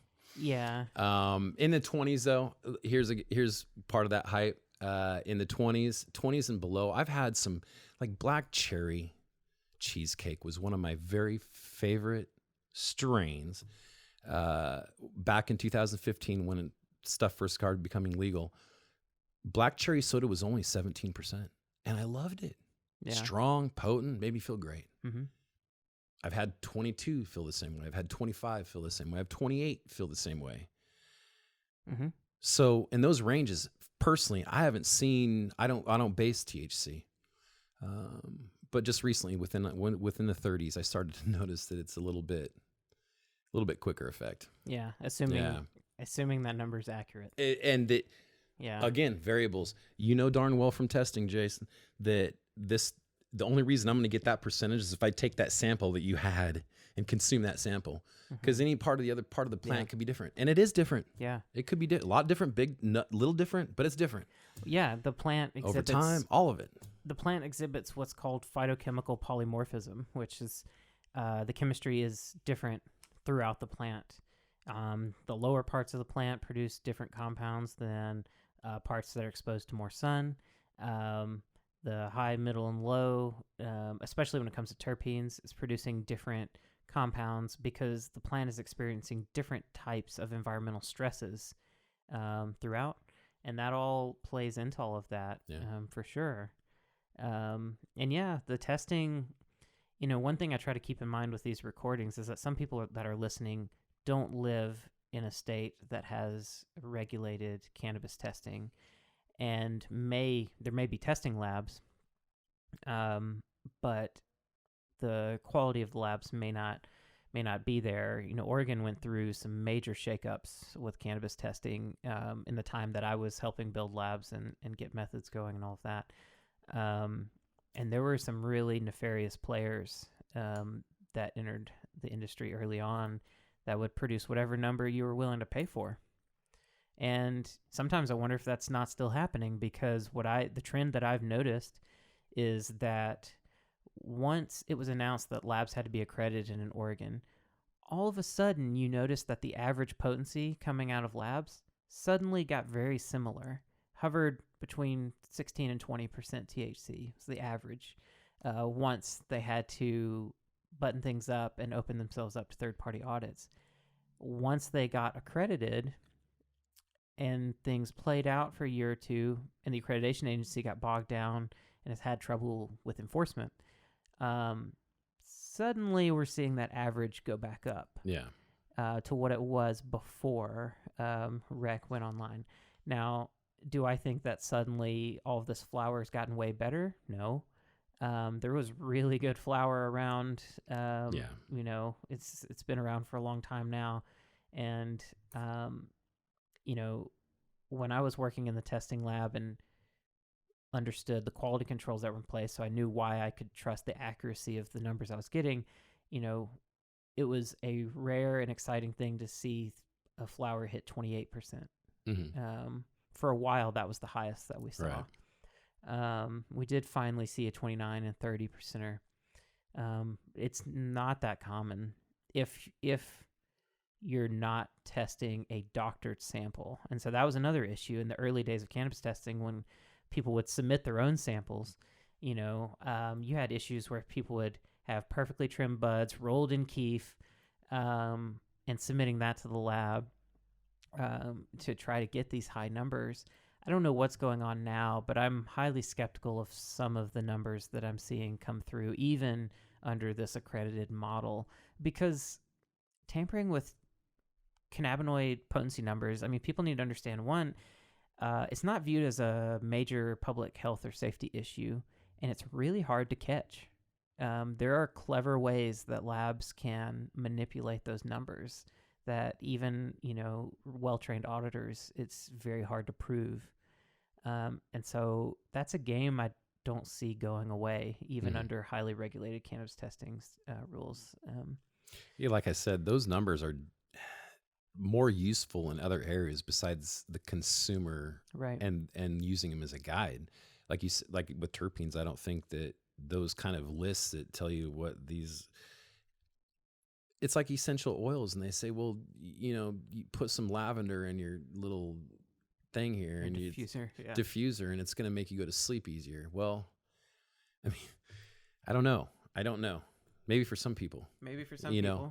but to make that claim, I don't know. Probably not for the person that had an abusive grandma that had, wore like lavender perfume. Right. know? Well, and see, as people, we're so driven, like it's in our genes, it's in our DNA, and it's in our evolution to, I mean, I learned this in actually refuge recovery. We're at our basic primal nature is based on pleasure and pain. Mm-hmm. We push away pain and we go towards pleasure. Mm-hmm. And that's just natural. Now, the extreme of that is addiction, where you just shove all pain away and go all just towards drugs or whatever you can get that moment to be happy. So there's a medium there where, of course, everybody is operating normal at, but it's hard when we mix smell and flavor, because it's individually they're so potent, and then you put them together, it's really hard not to have that be part of that pleasure of sitting down with like a concentrate and having that full smell just overwhelming and that flavor following right through. I can see how that could be easily hyped because, or people really get trendy with it, is because it's like the wine and beer thing. Well, I was just about to say, people really enjoy the connection between the nose and the mouth and the stomach. And so it's real hard to stay away from those things. But here's part of that. I'll tell you this is good for other people in other states, is these names that they have, does not, especially with concentrates, does not mean that's what it's going to taste or smell like. Oh my God. Yeah.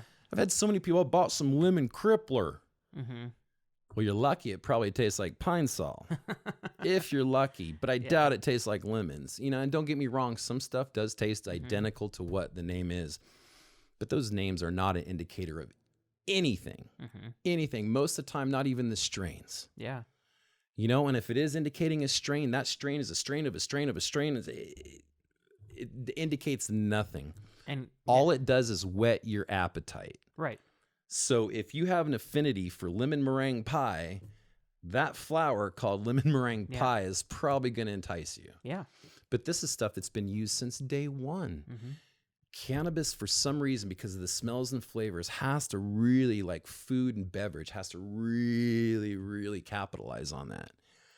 And it works. I mean, it's it's part of the experience. Yeah, what the way to someone's heart is through their stomach, right? Yeah, and that's part of it. Smelling is part of it. So these concentrate manufacturers, these guys, they're playing on that full spectrum terp sauce, sugar bro. terps for days, terp monster, and and so for these extract and concentrate manufacturers, that this is great, because that's what you're doing, is you're really, these terps are getting bad too, like 12, 13%. Yeah, it's got me nervous. I mean, that's the thing. It's like, wow, why don't you just throw a bottle of essential oil in there and we'll just smoke that? I mean, right. And I often ask these guys, I'm like, are you leaving? What do what? There's not room for anything else. I mean, there is, but it's like, yeah, I know what you mean. Yeah. Well, that's going back to the terpene hype. Yeah. I think there's been a major glossing over of issues related to terpene toxicity, and a lot that's unknown, because people have not been smoking essential oils like this for very long, not in the way that it's happening now. And a lot of these terpenes, I mean, they're used as pesticides. They're used for a number of different things. Yeah. And that doesn't inherently make them dangerous to a human. I mean, some of that has to be teased out. What will kill an insect won't necessarily do much to a human, but it might. And a lot of times it does. And just thinking about that, of like, if you had, a little vial of pesticide and you were, adding that to, You never smoked a little neem oil? right? Yeah. You just put a little string down your Just your adds this joint. extra little flavor. Gives a little that's citrus great. flavor. Yeah. It's something that I have a lot of concerns about. I'm going to try to talk to a couple of researchers about this in other interviews, just trying to tease out what concerns there might be. Already it's been identified that, if you're smoking extracts at high temperatures, definitely terpenes are forming fairly gnarly byproducts, some that are carcinogenic, that can definitely be problematic with even acute exposure as far as irritating tissues and that sort of thing.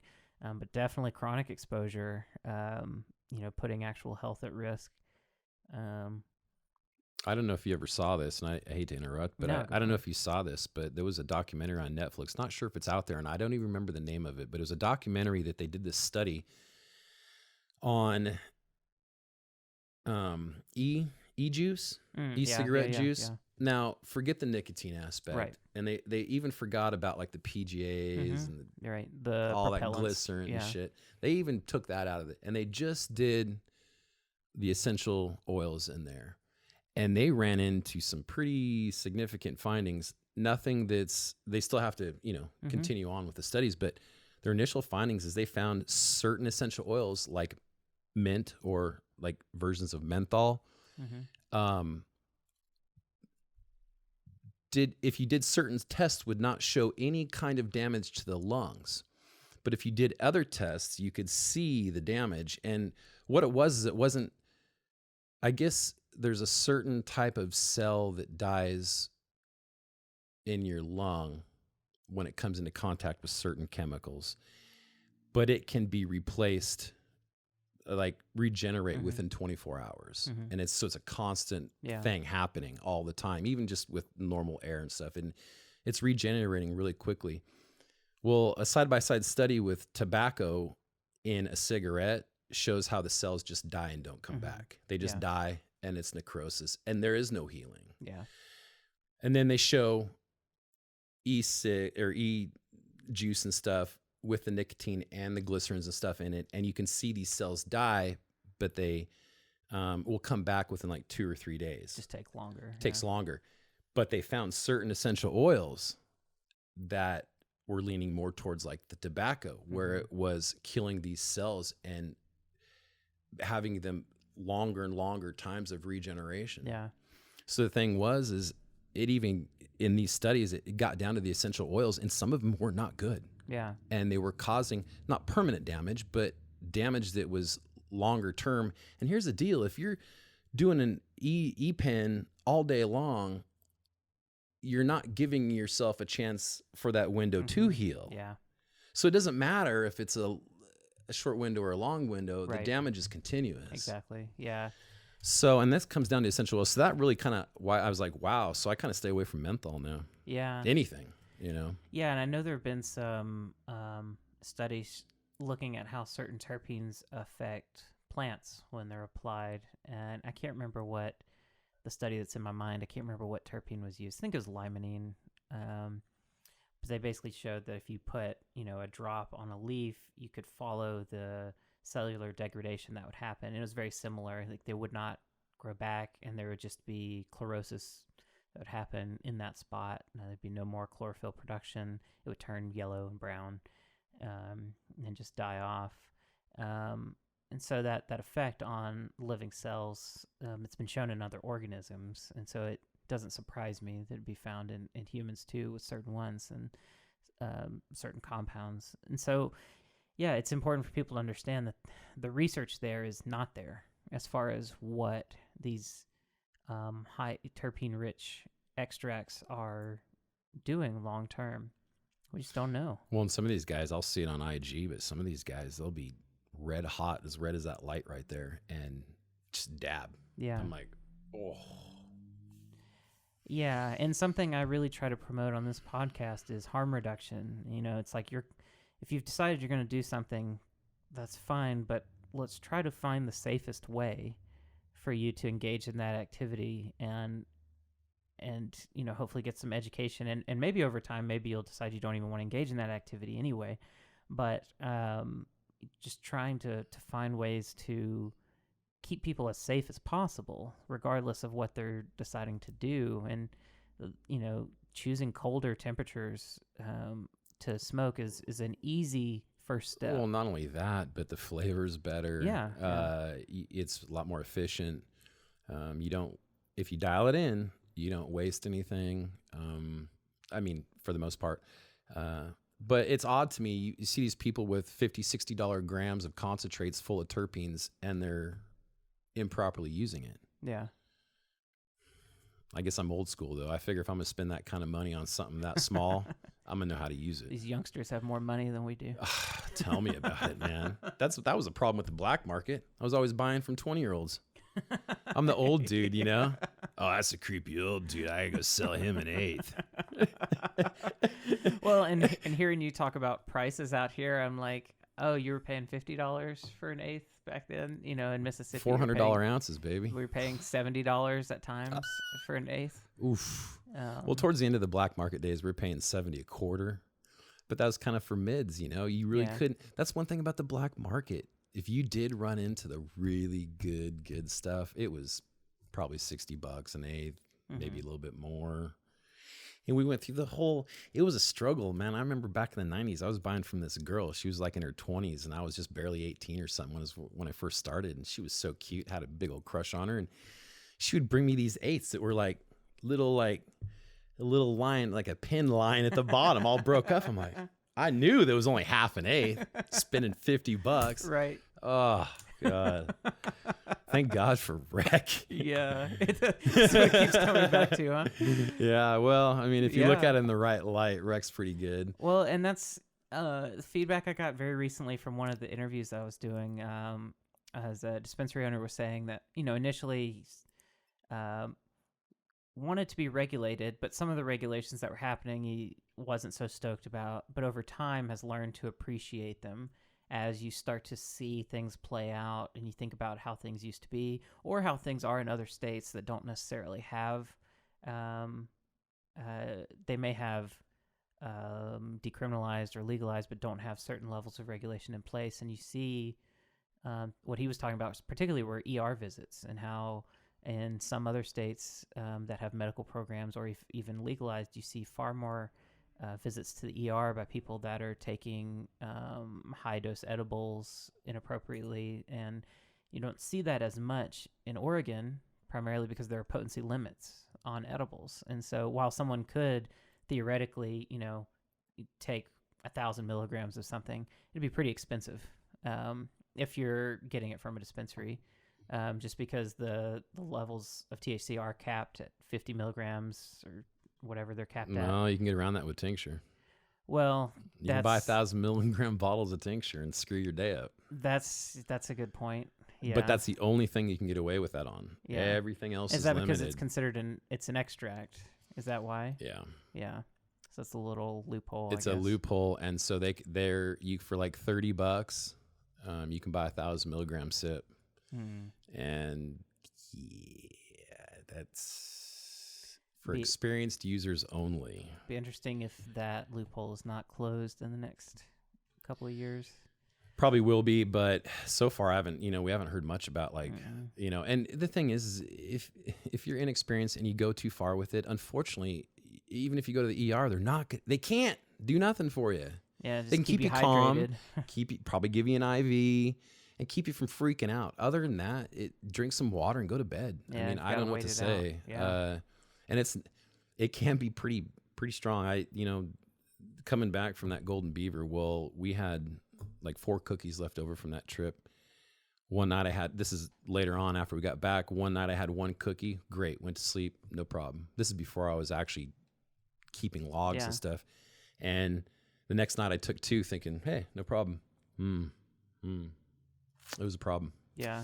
And when you get too high, most of the time I find that I can't sleep.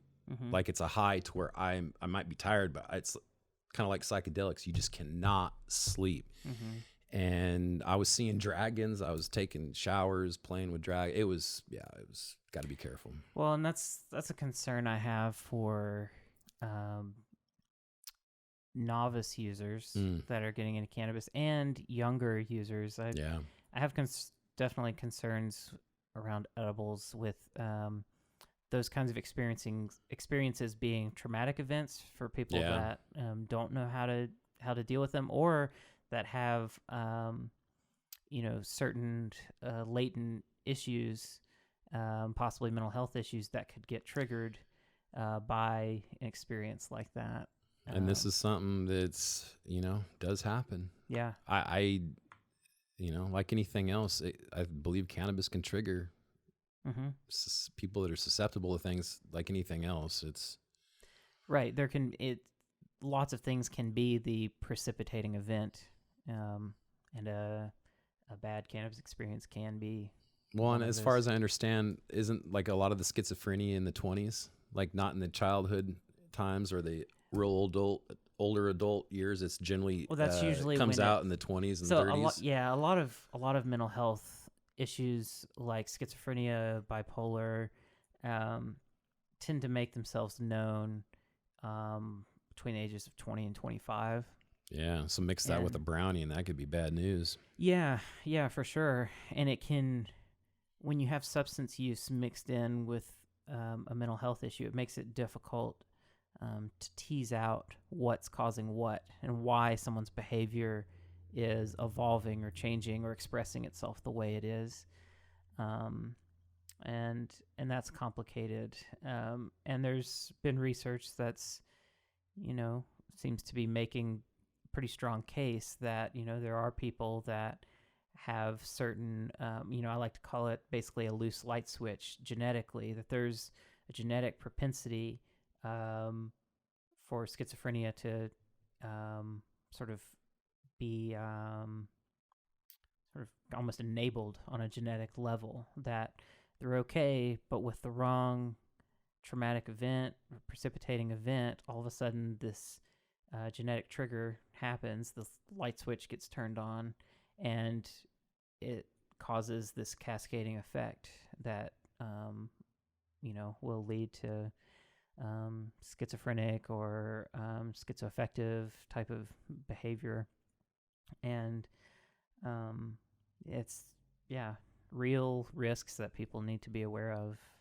In general, it's a good idea to try to wait until you have a good sense of yourself before experimenting with a lot of stuff. But the reality is very few people that are going to experiment with cannabis or anything else. It's rare they're going to wait until they're 25 to do it. Some do, but it's rare. So it's important for people to be real about that risk, because sometimes, especially in Oregon and with the industry and everything, I think sometimes we really play down the risks, because cannabis is pretty safe compared to a lot of things. But there are downsides as well. It's with anything.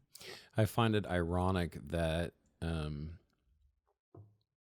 I have tomato plants up front, and I have cannabis plants out back.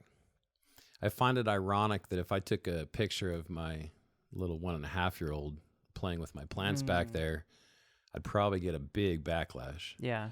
But if she's playing with the tomatoes, which are a lot more poisonous than my cannabis plants, in the state that they're in, right, no one would have a problem. But if she ate the tomato leaves, that'd be a bigger problem than eating any amount of cannabis leaves.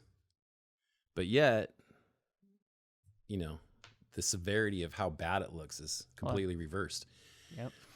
And so, I had to throw that in. I find that odd that, it comes back to that stigma piece. Yeah. Well, oh man, we've been going almost 2 hours. Yeah, filled up your... Yeah, totally. Well, now you got some Patreon stuff. Well, there's a question too that I wanted to ask you that maybe we've touched on it, but that plays into all of this, which is, what are some thoughts, ideas, conceptions about cannabis that you had 5 years ago or so that have changed, that are different today based on your personal experiences, but also all the different people that you've talked to. What are some ideas that have kind of been refined over time for you? Well, the good news is that as much as everything has changed, so is our understanding. Yeah. Probably not much closer to the full understanding, but we have a lot more understanding. And so it gives us some things that we can use to really enjoy the plant in better ways, responsible ways. I really liked seeing, and again, there's good and bad, and it is going to be a big thing, and especially in this state. But I really like seeing hemp becoming part of our. I would like to see it become, and it's on its way. But I'd like to be a staple in our like corn or flour or coffee. There's so many things that can be made from it, and I just, I know there's other issues. There's other issues with environment and stuff, but for the most part, that's a better step forward than what we're doing now. So I'd like to, and that's really happening. I just read an article or saw a news thing on Channel 10 that showed that Jackson County is the biggest out of the whole state. We have the most hemp here in this county. Wow. And which is true. You drive anywhere. Yeah, huge farms. This is the funny thing. Back in the 70s, all you saw was pears. Everywhere. Then the 80s and 90s, all you saw was grapes. Everywhere. Now all you see is hemp. Goes to show you we're in a great region. But, I mean, everywhere you go, you're seeing it. I find it hilarious that OLCC makes you cover your THC crop with fences, but you can put your hemp crop right on the ditch next to the road. Right by I-5. Right by. Thousands of plants. Oh yeah. And all you need is a big sign that says hemp, no THC, whatever. I find that very ironic considering they look identical. They are the same plant. Right. A lot of people though have that idea in their head that this is a separate thing. And for a lot of people to accept it, they have to think of it as a separate thing. But no, chemical difference. But they can, pollen is an issue because it's pollinate each other. And like I said, I don't get it. The only thing I can see OLCC really having that legitimately covering a THC crop is for security. Yeah. Other than that, I think it's a bunch of crap. I mean, it's a beautiful plant, and you could put up other things that you couldn't see that would be barriers. Right. Yeah. I mean, so to differentiate the same plant. Well, and it's an eyesore to see all, It is. For instance, if you're driving out to the coast and there are several grows that you see on the way on that highway from Grants Pass all the way to the coast, and you'll be driving along, you're like, oh, it's so rural and nice, and all of a sudden, wooden fence. And, it's the classic tall wooden fence for a cannabis farm. And when people come out and visit, I'll point it out to them while I'm taking them, sightseeing stuff around Oregon, and they'll start noticing them, be like, wow, okay, there are a lot of those. And once you start really looking for them, and I'm like, yep, they got to put them up because can't let anybody see it. And there's a joke when it was first getting started. Some friends of mine and I would joke like, yeah, if you see those plants, your eyes will bleed. So, you gotta protect everybody, Well, that's what I don't get is how is a fence better looking than nature? And if they didn't have the fence, it's probably less obvious. Right. Because for the most part, a lot of, not all, but a lot of them are set back far enough that it just looks like any other greenery out there. Not that you couldn't distinguish it, but you got a big old fence around a whole acre or just some plants out there. I mean, well, in these days, with all of these hemp plants, most people would probably just, if they didn't know better, they would just assume it's hemp at this point. Right. For people that aren't as savvy. Right. So I still see idiots going and pick hemp plants though. Really? Don't you think so? Like some young kids, hey, we're gonna I'm sure, yeah. Let's go steal that plant down there. Yeah. It looks just like. Oh yeah, there's a scene that would always crack me up on that show, The Office, where For anybody that's seen this episode, you'll know immediately what I'm talking about. There's a pizza boy that delivers pizzas to the office, and they end up detaining him and not letting him leave because they don't want to pay for the pizzas. But anyway, in like one of the side interviews, the Dwight is like, "Oh yeah, I know this kid. He's the one that always robs my hemp fields." And then it interviews the kid, and the kid's like, "Yeah, that's that farmer that grows the terrible weed." And so I'm sure some of that still happens. Oh man! But well, yeah. it looks identical. TKO grows some really dank hemp. Well, and why aren't these guys throwing in a couple of you can't tell me they're not. They got rows and rows of hemp. You can't tell me about a handful of those aren't THC plants. I would be very, very, very surprised if that were not happening. Yeah. But just mark them. Well, and ultimately, I think what we need to move towards is recognizing that there's so the term hemp is not a cannabis-specific term. The term hemp has been used for a variety of different plants throughout the ages, and it typically refers to good fiber plants that are really good for fiber. And it's only, the past 100 years or so that it's really a cannabis thing. Not that the term hemp hasn't been used for cannabis for a long time, but really cannabis is owning that term now.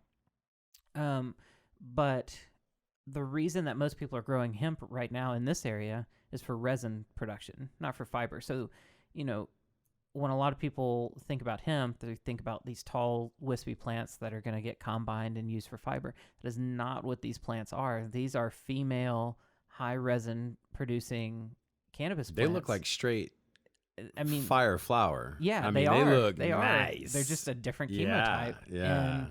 And so at some point, I think our language needs to evolve to talk about, cannabis for resin production and cannabis for fiber, and transcending the hemp and marijuana and, all these different terms, and recognize that it is all one plant, and we're growing it for different purposes. And maybe there'll be regulatory differences with that too. I was talking to a farmer recently that was sharing some of his concerns about the hemp stuff, and he was just basically saying, cannabis gets hyped as this plant that can save the world, but until there's incentive for hemp farmers to actually grow fiber type, varieties of cannabis, that's not going to happen. This high resin CBD producing crop is not the crop that is going to save the world when it comes to building materials and all these different uses. But, at what point is it going to make sense for cannabis farmers to move in that direction when they can make so much more money producing, CBD resin plants? Producing that full spectrum isolate.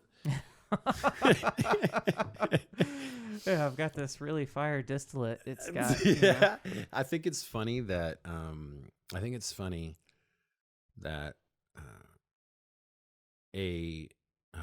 was I going to say this?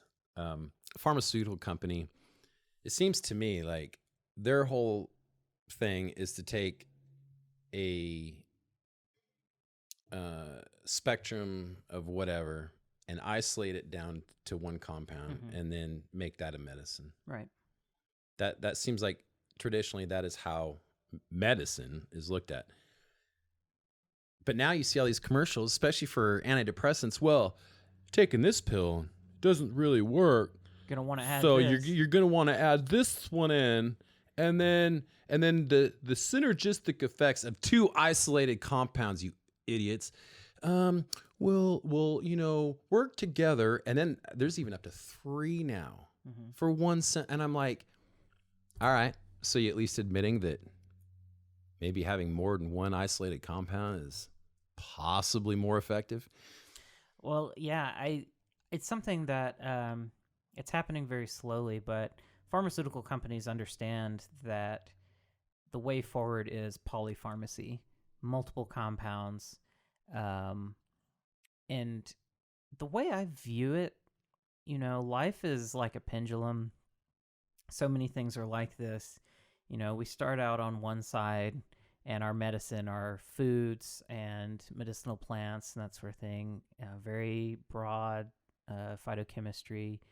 And then we get a little smart and we swing all the way over towards isolated active compounds. We're like, we figured it out. We figured out why this plant works. It's this compound. And, and then we focus on that. And now the pendulum is swinging back, and it's not going to go all the way, right, where it started. It's going to come just short, and that's probably going to swing back, and it's going to oscillate as we try to, as our understanding of medicine as a concept matures. And, as a culture, as humans, we're just still so young and naive in our understanding of so many things, and we get a little taste of knowledge and a little taste of understanding, and we extrapolate that into so many things, like an irresponsible child, and then we have to learn some hard lessons. People die, people have terrible side effects, all these different things. And may I also say, this happened with medicinal plants too. There are medicinal plants that were, if you take them repeatedly, they're toxic. You really hurt your liver, and so part of the push towards isolated compounds was overcoming some of the toxic effects of some medicinal plants. So it's not just that medicinal plants are awesome and pharmaceuticals are bad. Like, it's so much more nuanced than that. And we're in this process of just growing up. And you and I are not going to see the better place that this is all moving towards. We'll be dead and gone long before that happens. But it's a slow process, and it's happening. And that pendulum is swinging, and I try really hard to not try to have any anti-pharma vocabulary in the way that I talk about things, because the pharmaceutical industry, it's one way right now, but it's changing. It won't be that way forever, and it hasn't always been what it is now. And it's a constantly evolving thing, but there are just all these dynamics that have it behaving the way it is now. And the way it's behaving, there are a lot of bad things about it, for sure. Yeah, and I just don't want to see them essentially strip cannabis of better potential. I mean, because they've already got this, what is it called? Epidiolex for CBD. Yeah, and there's, and so they're doing for THC. Yeah, so they're doing traditional pharmaceutical things, and they're not seeing a bunch of huge benefits from these things. But then you see a product like Sativex, which is still a narrowed down product, but it's got THC, CBD, and terpenes added into it. Yeah. And while that's not a drug that you see in the United States, it is in the UK and Canada and other places, and it'll be in the US eventually, as the US gets more comfortable with THC in general. But there's going to be this spectrum of products, and over time, all of this will get teased out. It's just going to happen really slowly. And in the meantime, it's just really important for people to understand that there is a lot of nuance and complicated stuff around these issues. And going back to really early on in the conversation, when you talked about people being so eager to jump on a team, I think it's really important that we don't fall into the temptation of jumping into the anti-pharma team, or the I'm all herbs team, and understanding that everything can have a place and a use. And going back to what I was saying about things manifesting under certain conditions, there can be certain appropriate applications for isolated CBD and isolated THC and distillate and all these different things. But it's going to take a long time before we figure out what those appropriate applications are and under what context, they're going to work the best. And so that's why I advocate in the meantime for try to focus on safety and having some basic understandings of these products and some of this nuance, so you can make the best informed decisions for yourself as you can, understanding that you can't make the best decision because we don't have the information we need. No, and then the information that is available is a little bit skewed. Yeah. So, yeah, it's a jungle, to say the least. But I think it's a byproduct of just the whole It's the whole thing changing. It's I mean, evolution. literally overnight, we went from, a highly regulated or restricted thing to, technically, I mean, I just go out on my back porch and just enjoy whatever I want back there. I mean, it's gotten to the point where essentially, if you're not impeding on someone else's space or enjoyment, and you're not being boisterous about it, you can smoke quietly pretty much everywhere. Not everywhere, just anywhere that would be, That's someone private. that's probably like they would smoke a cigarette. Yeah. If you go around the corner or walk down the street, whatever. But, I take walks around the neighborhood all the time, and I've never had a problem. Yeah. But I also don't bug people. I don't get in anybody's space. I don't do it like, oh, hey, look what I'm doing. I just have some respect with it. Yeah. But overnight we went to that. Yeah. And as hard as it was for us, like you say, these people out there, I get listeners all the time, and you'll get these listeners that will want to find product through you. Right now, no sales, guys, no sales. Right. Yeah. This is for educational purposes only. Yeah. Yeah. All my medicine goes in my closet. I already had one guy try to call me out as a CBD supporter because I posted the video about how THC-free CBD extracts are made.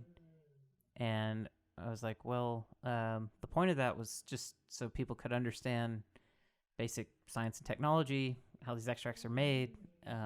But immediately I was categorized as a CBD pusher.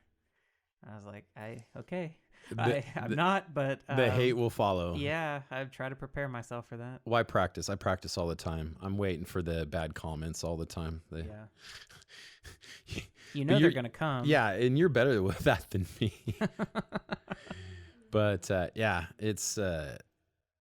it's ever changing, and the speed of it changing is incredible. For these people out there in the other states, I feel bad for a lot of them, because you cross one state line and you go from okay to in prison. Yeah, life ruined. It's amazing the concept behind that line, is over a small amount of a plant. Just still blows me away, and I can imagine how it would be in those states, how it would blow them away. Yeah.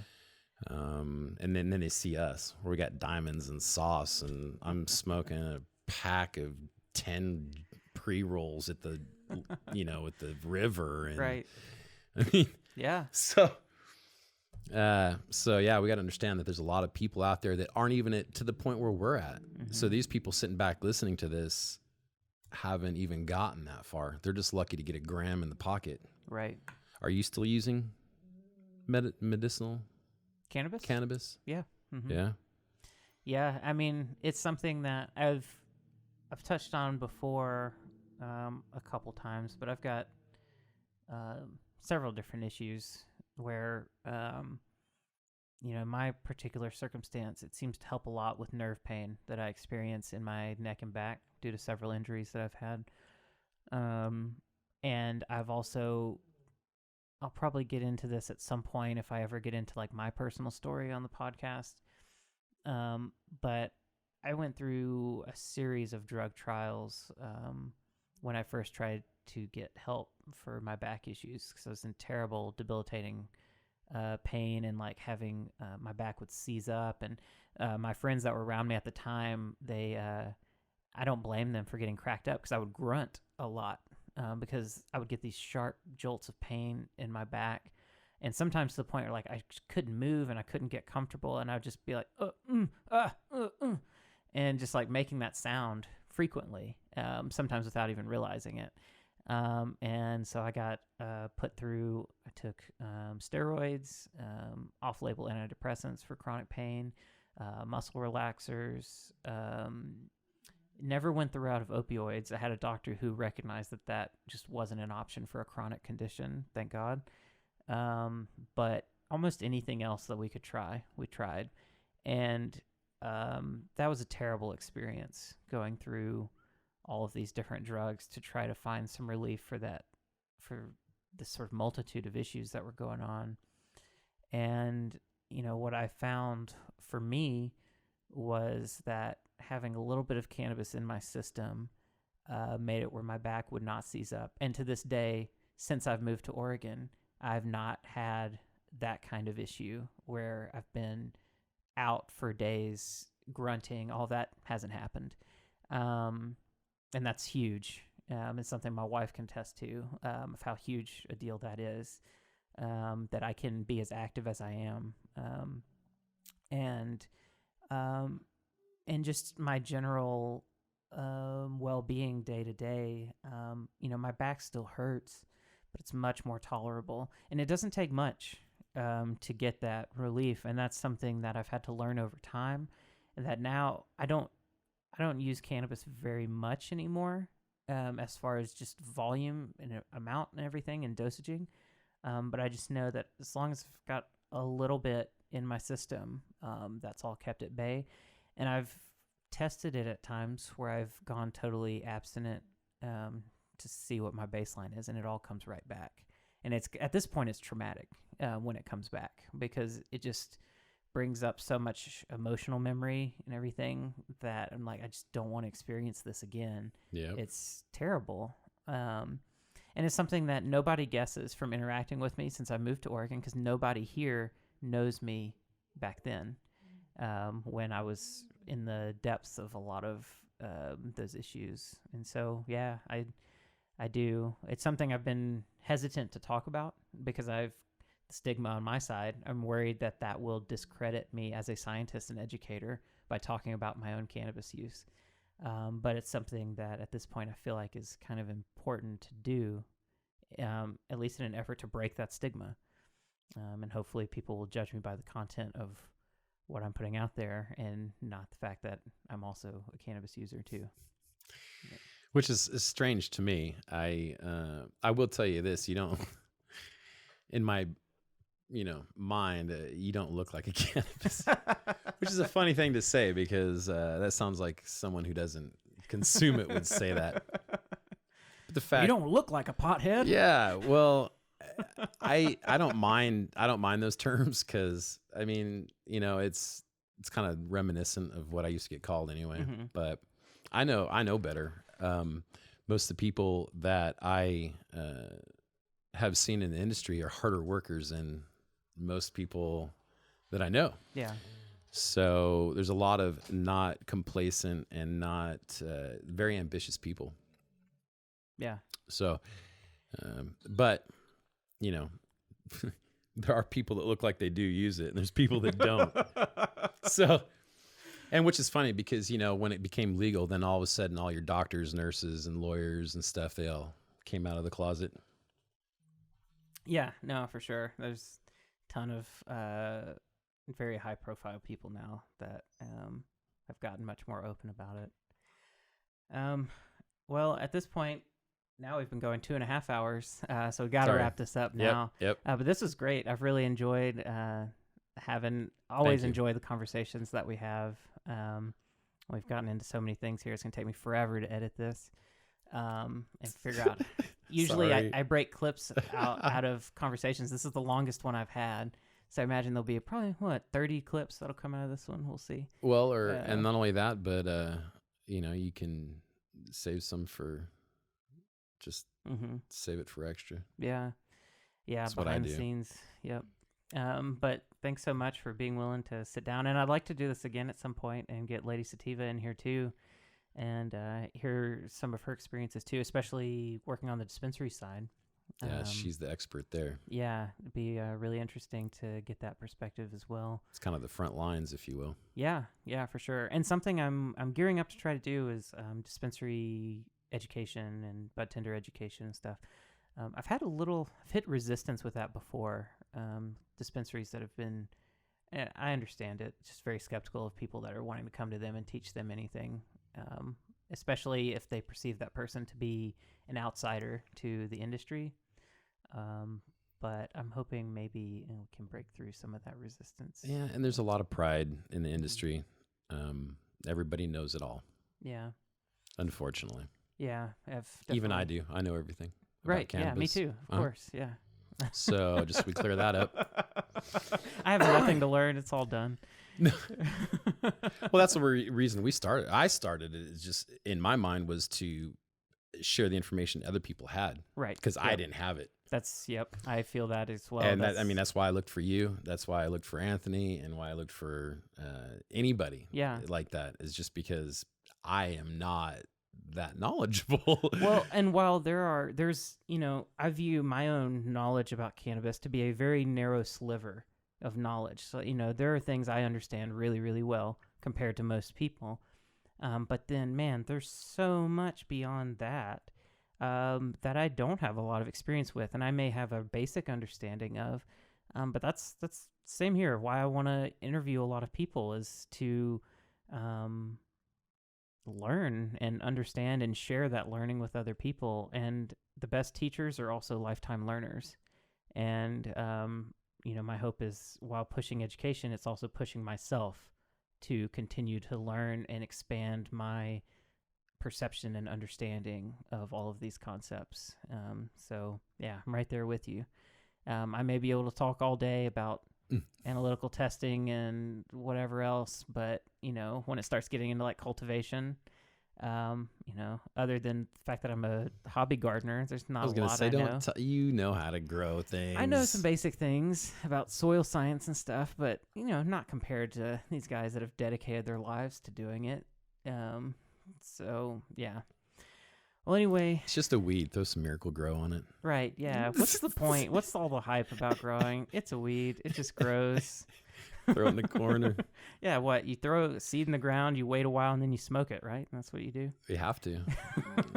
Snap, crackle, pop. That's just extra. We're definitely going to have you back on the show. Good. Yeah. We're going to bug you. It's indefinite. We'll be 20 years from now. We'll be old dudes. Yeah. Keep talking. And we'll be like, well, episode 1472. Right. We'll be on Joe Rogan's level. Yeah. With our own Jamies, man. Right. Yeah, exactly. Yeah. That's the plan. Eventually get there. Jamie. Yeah. Pull that one up. Yeah. Look that up for me. Yeah. Yeah. Why he's running all the live video streams and angles and hey, that guy's impressive. Yes. He doesn't get. He's half a Rogan, man. He deserves, I know. Yeah, and at some point we need to come back around. It's the last episode we released that I was on your podcast. We talked about CBD, and just a couple days ago, the FDA sent a warning letter to Curaleaf, a really big CBD company. And in August, I believe I might be fucking that up, but sometime very soon, the FDA is supposed to give an update on where they're at with new regulations. And so it'd be good to catch up with that and see where all that's at. And that's something I think is going to be almost a continuous follow-up. Like, we'll have to cover a little bit of that. I know. Yeah, we might need like a little CBD little spotlight, CBD spotlight. Yeah. Because it's gonna be an interesting ride. Anyway, we could keep talking for hours. Sorry. No apologies necessary. Thanks so much for joining the podcast. Is there anything that you'd like? Let's make sure you have a chance to plug all of your stuff. So what's your website?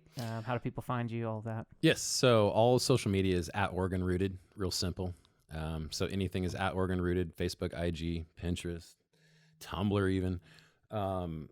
Let's see. As far as our website, we changed from OregonRooted back in the day, migrated to OregonRooted541.com.